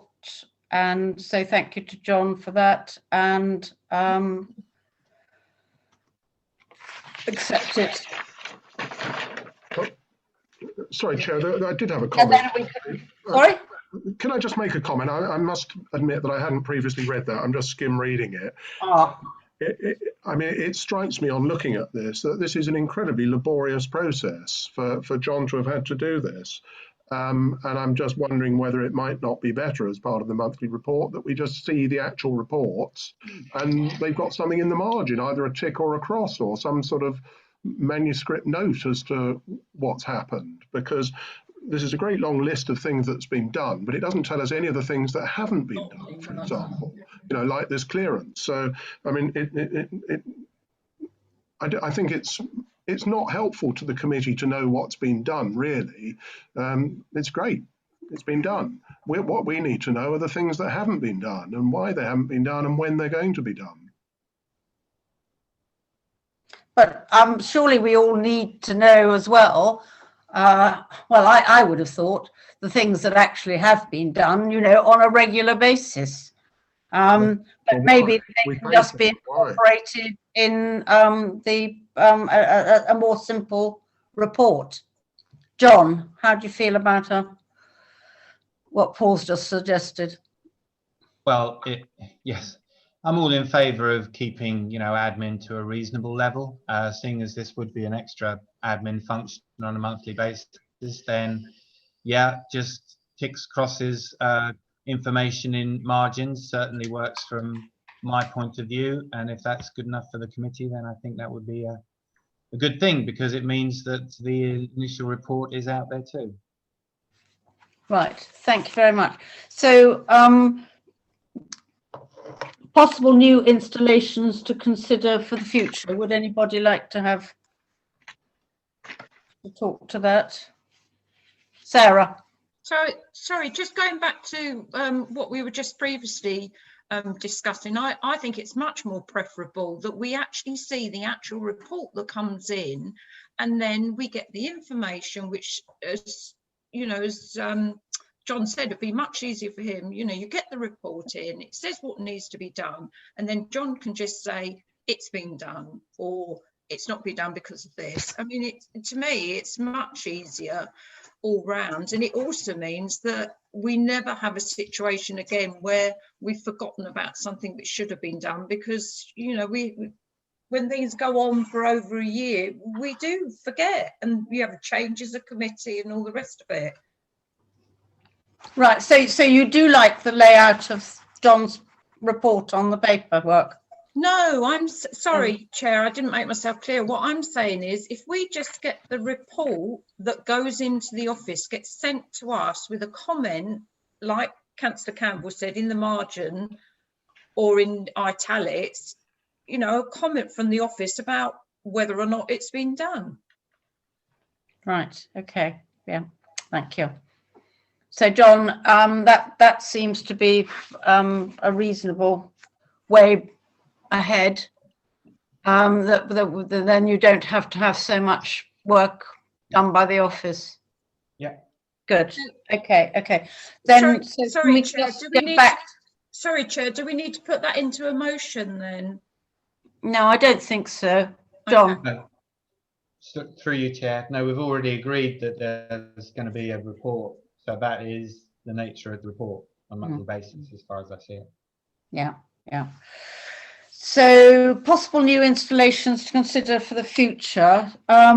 Would anybody like to talk about any of them, please? Tim. Yeah, I think this is quite a big item for us to sit down and discuss at 9:20. Frankly, I don't know how we want to do this, but it's going to take a considerable amount of committee time if we want to discuss every single item here in detail in the future. So I know there are some people here who don't like working parties, but I would suggest that's what we do, to put together an all-member one, so that we can come together with some sort of plan for the committee to discuss. Right. Well, I think I'd like to second that, because I don't think we want to spend a long time on it, and it'd be better if it was a working party. So if you're going to propose that, Tim, I'm happy to second it. I think we will possibly discuss it first, because I'm sure that other members will have things to say. Right. Paul. Well, Chair, I mean, I think it is a good idea, because if we are going to try and replace all the MPF equipment at some stage, there's lots of things to discuss about that. Obviously, in due course, it'll have to come to committee, but I think it's a good idea to break the back of it in a working party. Okay, lovely. So, Tim, are you happy that that's a proposal? I propose an all-member working party to discuss and bring forward with recommendations what have we called it here? The possible new installations to be considered for the future. So I'm going to second that, John.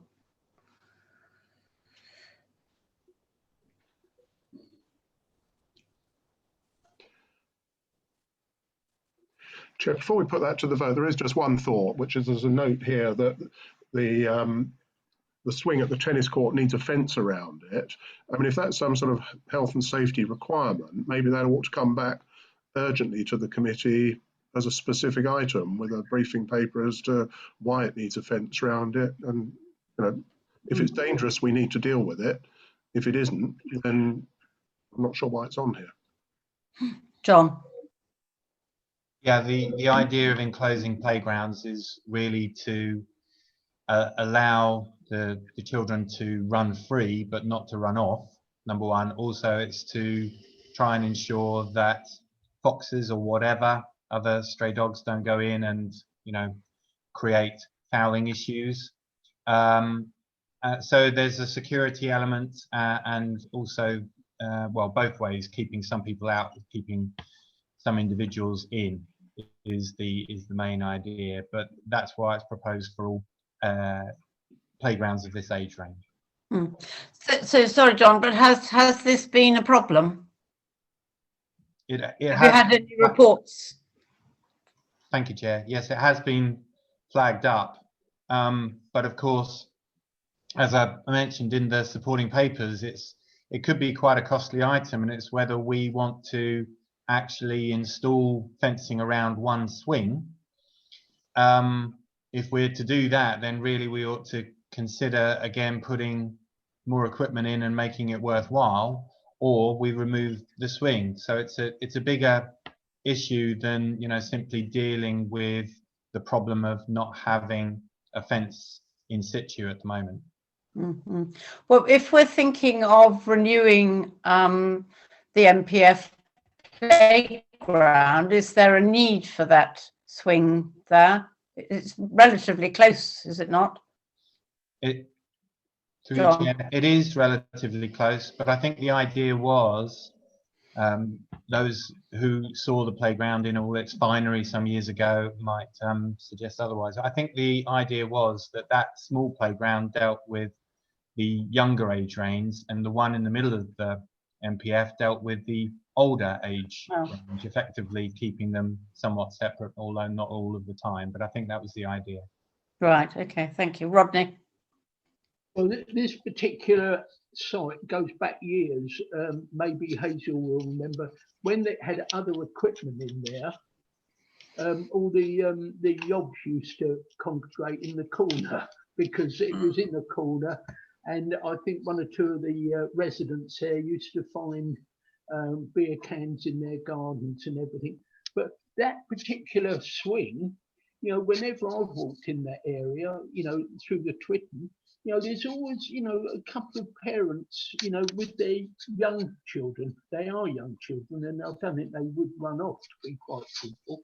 So I think we, you know, it's a difficult thing, but I don't think we should be thinking about adding more equipment into that area, because it will start encouraging the youngsters to get tucked away there, out of the way, and then we're going to have problems with the residents again. Well, thank you. But as John's reported on it, I would think it's something that the working party would. Actually, can I just, while I think of it, it's reminded me, John, the orange fencing in that area that has been put up, it's been now on the ground for about 3 or 4 weeks. I've noticed that the grass contractors now are missing that whole area because they, you know, they can't cut it because so maybe you can get one of the caretakers or whoever put that there to go and clear it up so that by next week the old grass cutters can, because the grass is recovering quite nicely there. Okay, thank you, John. John? Reminder.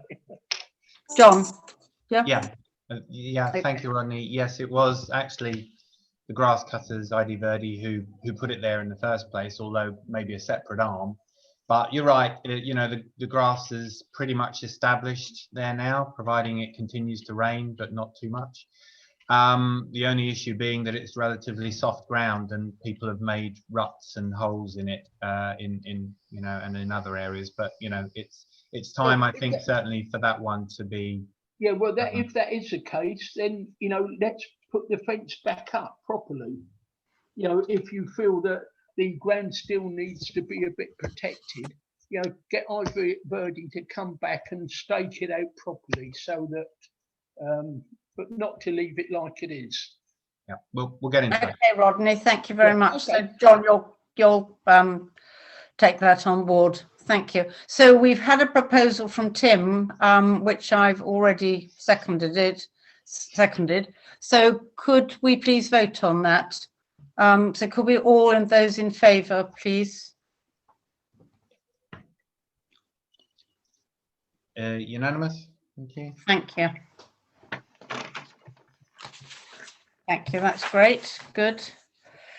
We'll organise that in due course. Progress report, John.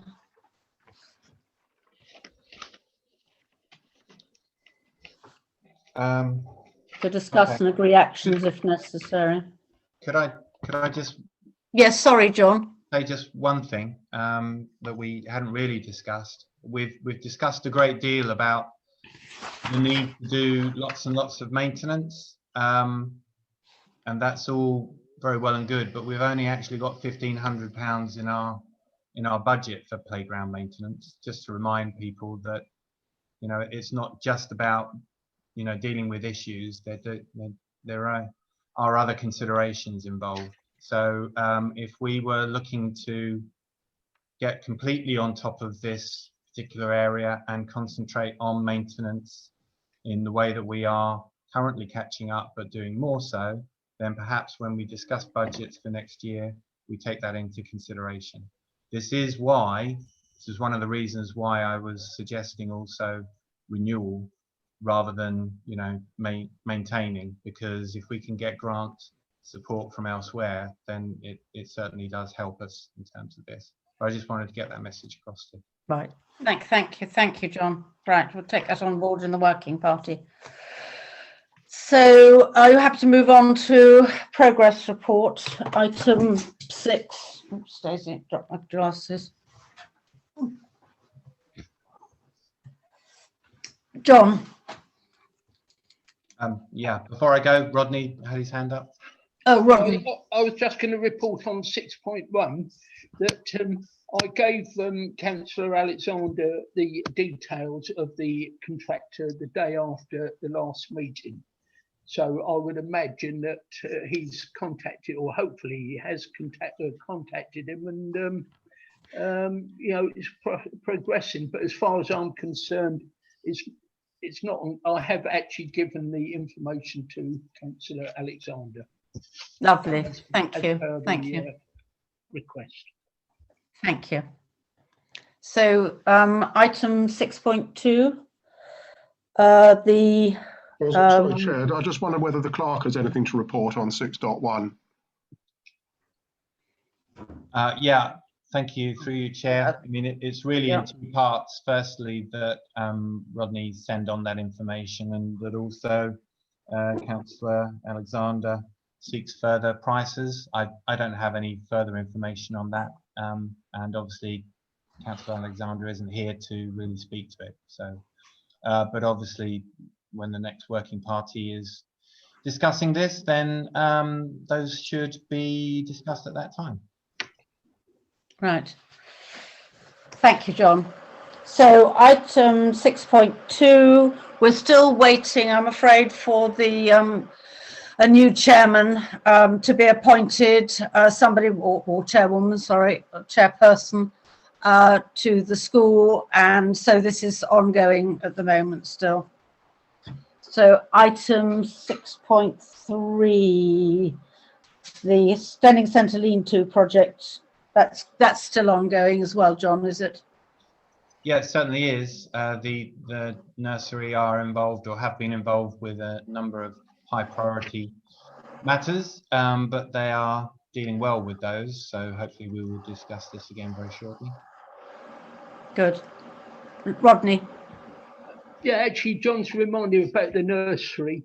He sent a note around last week saying about new tenants taken over from Marion.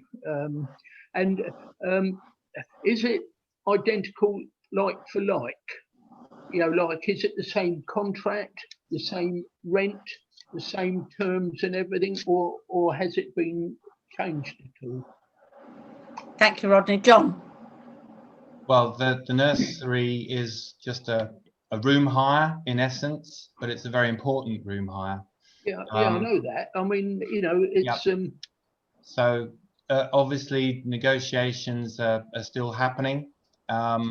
It would appear that it would be pretty much like for like, but I'd prefer not to report back on situations that haven't been resolved yet, Rodney, but I'll certainly report back. okay. Oh, well, I mean, you should have put that in your report and then I wouldn't have raised it, John. No, sorry. understood. But, I mean, That's fine. That's yeah, fine. you know. Right, thank you. Item 6.4, John.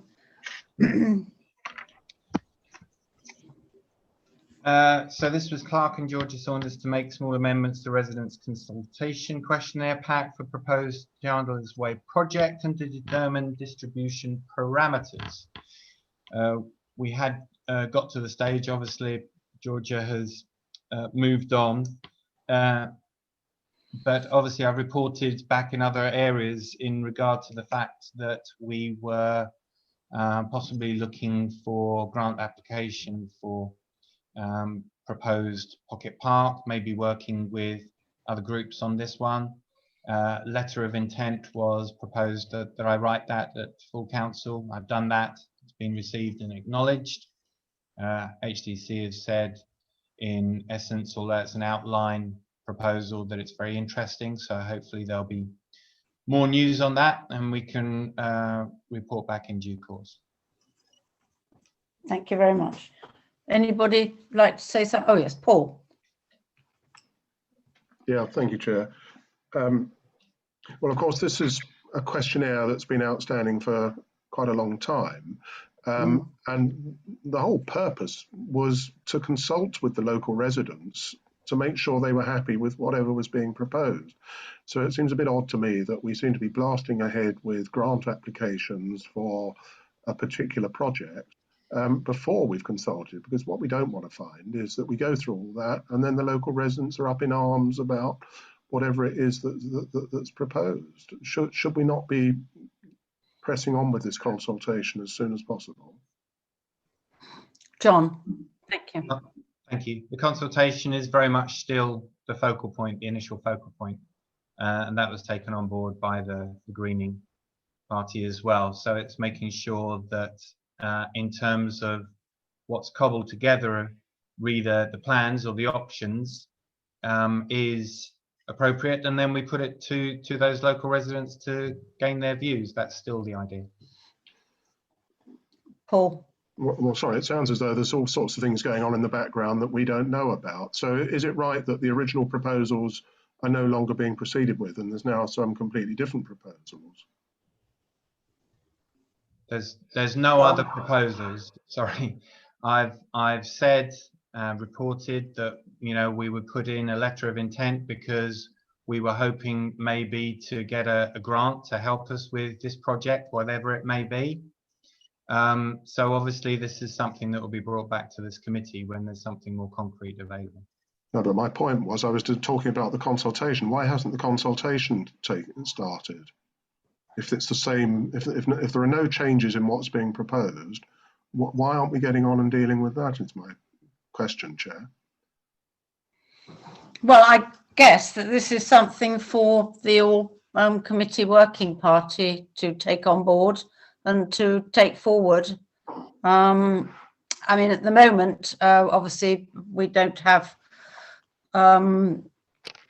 Councillor Saunders with us, so because she's gone, so it's a bit sort of in abeyance. John.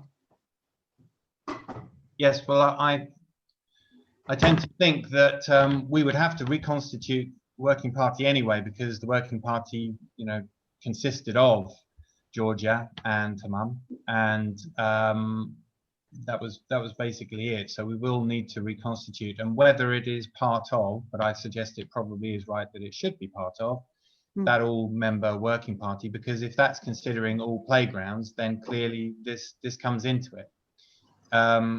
You know, you can have an option, but what we wanted to do, and obviously we're up against time in terms of this round of grant application, was just to get a letter of intent into HDC to say that we were considering in future a development at Chandler's Way, which would possibly be a pocket park. Then we can come back to the details of what we want to propose, because it's likely to be in sort of autumn time that we actually put a grant application in, and that would be subject to it being agreed at community committee. Thank you. Thank you.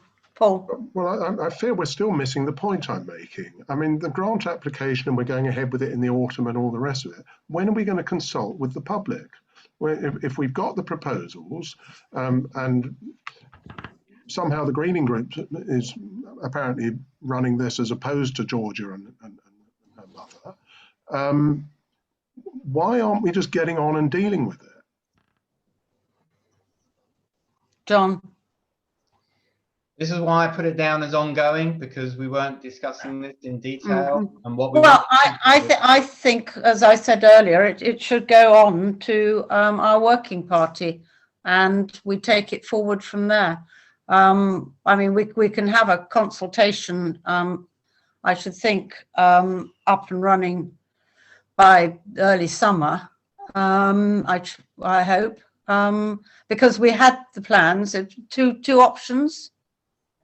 There were two options tabled, that's correct, Chairman, yes, and they were put in front of this committee. And if you recall, then a consultation was written, and then it went in front of this committee for any amendments. There were a few proposed, and then it goes out. But Georgia was very sensitive as to when this document ought to go out. It was felt that being in the middle of the pandemic, it wasn't necessarily the thing that people would be most interested in dealing with, and that really it ought to be dealt with, you know, subsequent to us coming out, or sort of more a better time. So that was why it was initially delayed, but you know, we can return to it. That's why it's ongoing. That's why we can discuss. Yeah. So if we take it on board with the working party and we decide early summer, we can send out the consultation papers that you've already got. Then we would have something in a month or two, couple of months, to a decision or comments from I guess it's mostly those that live around that area, I think, wasn't it? Yes, I think the feeling was, although we hadn't established precisely the parameters of the consultation, however, if you are knowing of Chandler's Way and how restricted access is, you would probably be in agreement that maybe it ought to be not for the whole of Steyning, but just for those areas immediately surrounding that we need most information coming from. I'm not saying necessarily that it ought to be restricted to those properties, but that's where the concentration ought to be. Clearly, what we want to do is not create an issue of parking. If we make something that's too good, then we create another problem. That isn't what we necessarily want to do in that area. That's why there's many things to be discussed to get this exactly right. Right. Thank you, Sarah. I'll just comment, it's absolutely months ago that Georgia Saunders actually resigned, and I'm surprised that it was up to one councillor to decide whether or not a consultation went out. I mean, to me, we should have got the consultation done and dusted, then we could go to HDC with a much, much clearer idea of what it is that the residents actually want. Thank you, Sarah. Well, I think it was agreed by committee that it should go out, but I believe you said, John, that Georgia had wanted to tweak it, or it couldn't go out, or something happened. She didn't want it to go out because of COVID, is what John. Oh, that's right. Sorry. Thank you, Sarah. didn't That want to which- go. sorry, Well, which- I think it point. should go out. I don't think that I think we could give people something to think about other than COVID. So I mean, I would very happy to propose that the ideas that were put forward, the consultation document, goes out now, or rather, sorry, early summer. But I still think that we should talk about it in our committee, working party, and then perhaps take it from there. John. Yeah, I think Tim's hand was up before mine, but Oh, sorry, Tim. Thank you, Chair. I just think that before anything goes out, this committee should see it. This is quite an important project that's going to go ahead. I think we should be party to it. So I personally would like to see it before it goes out. I don't know how others feel. John. I think that that's the case, frankly. Yes, I think also the landscapers, in effect, on the pun, changed a little bit. And maybe there are further amendments that this committee might want to consider. But as I say, that's why it's ongoing, and is why we will be returning to this. Mm-hmm. So if we take it forward to the working party, that would give us all time to have a look at the present proposal and to tweak it if we wanted to at the working party. John. That's for committee to decide, I would say. Mm-hmm. Paul. Well, Chair, I'm fearing this is going to be another long grass thing. I mean, if it's all there but for the dotting the I's and crossing the T's, I agree with Tim that we need to approve it before it goes. Can we just have a motion that it goes up onto the next agenda for discussion and approval? I mean, I guess it could also go to the working party, but as long as that meets before the next meeting, because, everything we turn to seems to turn into a great long thing where we never get anywhere. I mean, this has been drafted back to this committee. We've suggested amendments to it, and then we find it doesn't go because, as Councillor Sullivan said, one councillor decided the timing wasn't right. So it should have gone. If the landscape has changed and there are amendments that need to be made, well, let's see the draft, tomorrow. It's all there, I presume. Let's see it, and so that we can be working on it in order to approve it at the next meeting. I'm happy with that. John, can we all see that as soon as possible? Yes, as I said, it's ongoing and it will be brought back to this committee. No. Can we all see the proposal, the proposed what is it? Oh dear, sorry. The consultation papers. Yeah, can we see those? Can you send them to us? Yes, I will resend them, Chair. Yes, they'd be similar. Yeah, I think I did see them. I saw pictures and that sort of thing, but I don't think I saw the actual document that was going out to consultation. So that would be good. Yep, absolutely. Okay, so good. Okay, so if we're all happy with that. Can I suggest that we need the draft consultation and supporting papers plus a submission as to what the distribution parameters should be? Because I don't know whether we discussed that previously or not, but yes, we did. The previous group presumably has some ideas on that, and we just need to sign it off. Yeah, I think we thought at one of the meetings that it should be just the area around Chandler's Way, but going back, I mean, not just the immediate area, but a bit further around, so that everybody has a chance to say things. Well, let's get on. Right, John? Yes. Yeah. I thought that was it. Yeah. Right. Okay. Thank you very much. So now item 6.5, the memorial celebration tree policy to be reviewed. That's still ongoing. That policy hasn't been drafted yet, I don't think, or altered, has it, John? Well, John? just to remind, we put a memorial seat policy in place.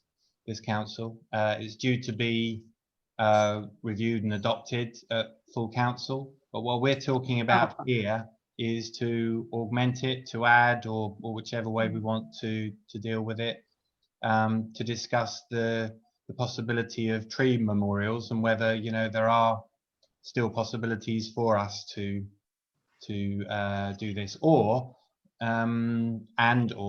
we discuss these ideas with the Steyning Community Orchard, who have been involved with dealing with memorial tree requests.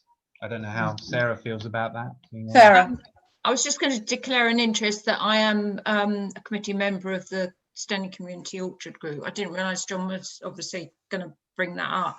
At the moment, I believe we have a waiting list of at least 14 people wanting memorial trees in the MPF. So I think it is something which is very oversubscribed. A lot of people do like to have a tree in memory of somebody. Mm-hmm. Well, there is the other group, John, which sort of is Abbey Road as well, isn't there? Steyning for trees, yeah. So we could consult with them as well and see if they have a waiting list or you know, or whatever for trees in memoriam. Yes, I mean what we basically need to establish is what our overall plan is. I mean, we might be saying, no, we're not putting trees in the MPF because that's what we've been saying, and therefore we're not taking on requests for memorial trees. It does then seem strange if people are going elsewhere and gaining the ability to have memorial trees. I'm not saying it's a bad thing. I'm just saying that there needs to be an overall policy in place, especially if the memorial trees end up being either on Abbey Road or the memorial playing field that we own. So it is an anomaly that maybe we need to work with our partners just to suss out, you know, the best way of dealing with it. So is this something, I hate to have to say it, that we can also add to the working party? Because it seems a bit odd to sort of discuss it you know, in committee where we have a much sort of freer aspect, and we can ask other people to come and contribute if it's part of the working party.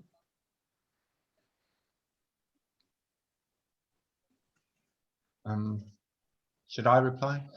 Yes, please, John. Sorry, I thought. Well, I'm not sure that the working party that we put together, which really was going to be concentrating on play areas, I know. would you know, be dealing with this. I think everything else fits. Maybe in the first instance, you know, I can have some discussions with the organisations involved to get their views, and that's the idea, that this is ongoing. We bring it back because it's a big item to discuss. It's a possible new policy, and obviously we're working with partners. So again, it's quite a tricky one, but it's not one that necessarily needs to be avoided because it's tricky. It would help the office clearly knowing, you know, and establishing precisely the way to move forward, and that we have council's agreement to do it that way. Right, Paul. Well, Chair, I am feeling that this is something that's been ongoing for forever, really. And so we need somehow to focus on this and give somebody the actual job of coming back with a report to us. And it sounds as though that person should be John. And so I'm thinking that we need to delegate John to liaise with third parties and come back with a proposal, hopefully at the next meeting, so that, you know, we've got something to discuss. Absolutely. Yeah. That's just what John proposed, I think. So Can we do that's that? Can we do fine. that? Can we No, do that as a shall we? motion, delegating John to do that? Yes, that'd be great. Yeah. I'll second it, the motion. Right.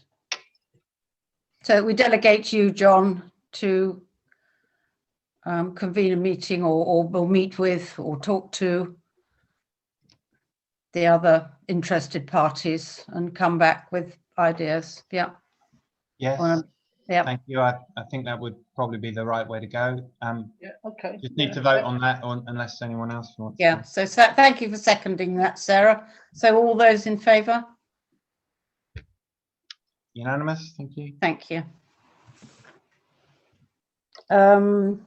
Next one is 6.6, letter to be written and sent to the residents of EoM Lane regards access to MPF. So a letter, a second letter went off to the residents who have not replied to that. And so the further letter has gone telling them that they have no, will have no access from the rear gates to the MPF onto our private land. And that went by registered post.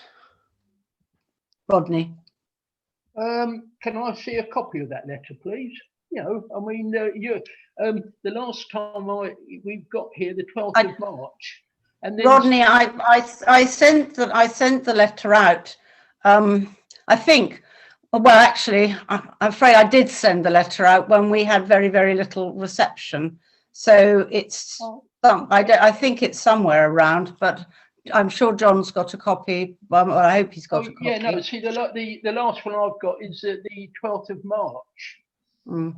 So I haven't had anything. So there was a further one that went out. John? Ah, right, okay, well, okay, yeah, well, if it's gone, but, you know, it'd be nice, you know, to be kept up to date with things.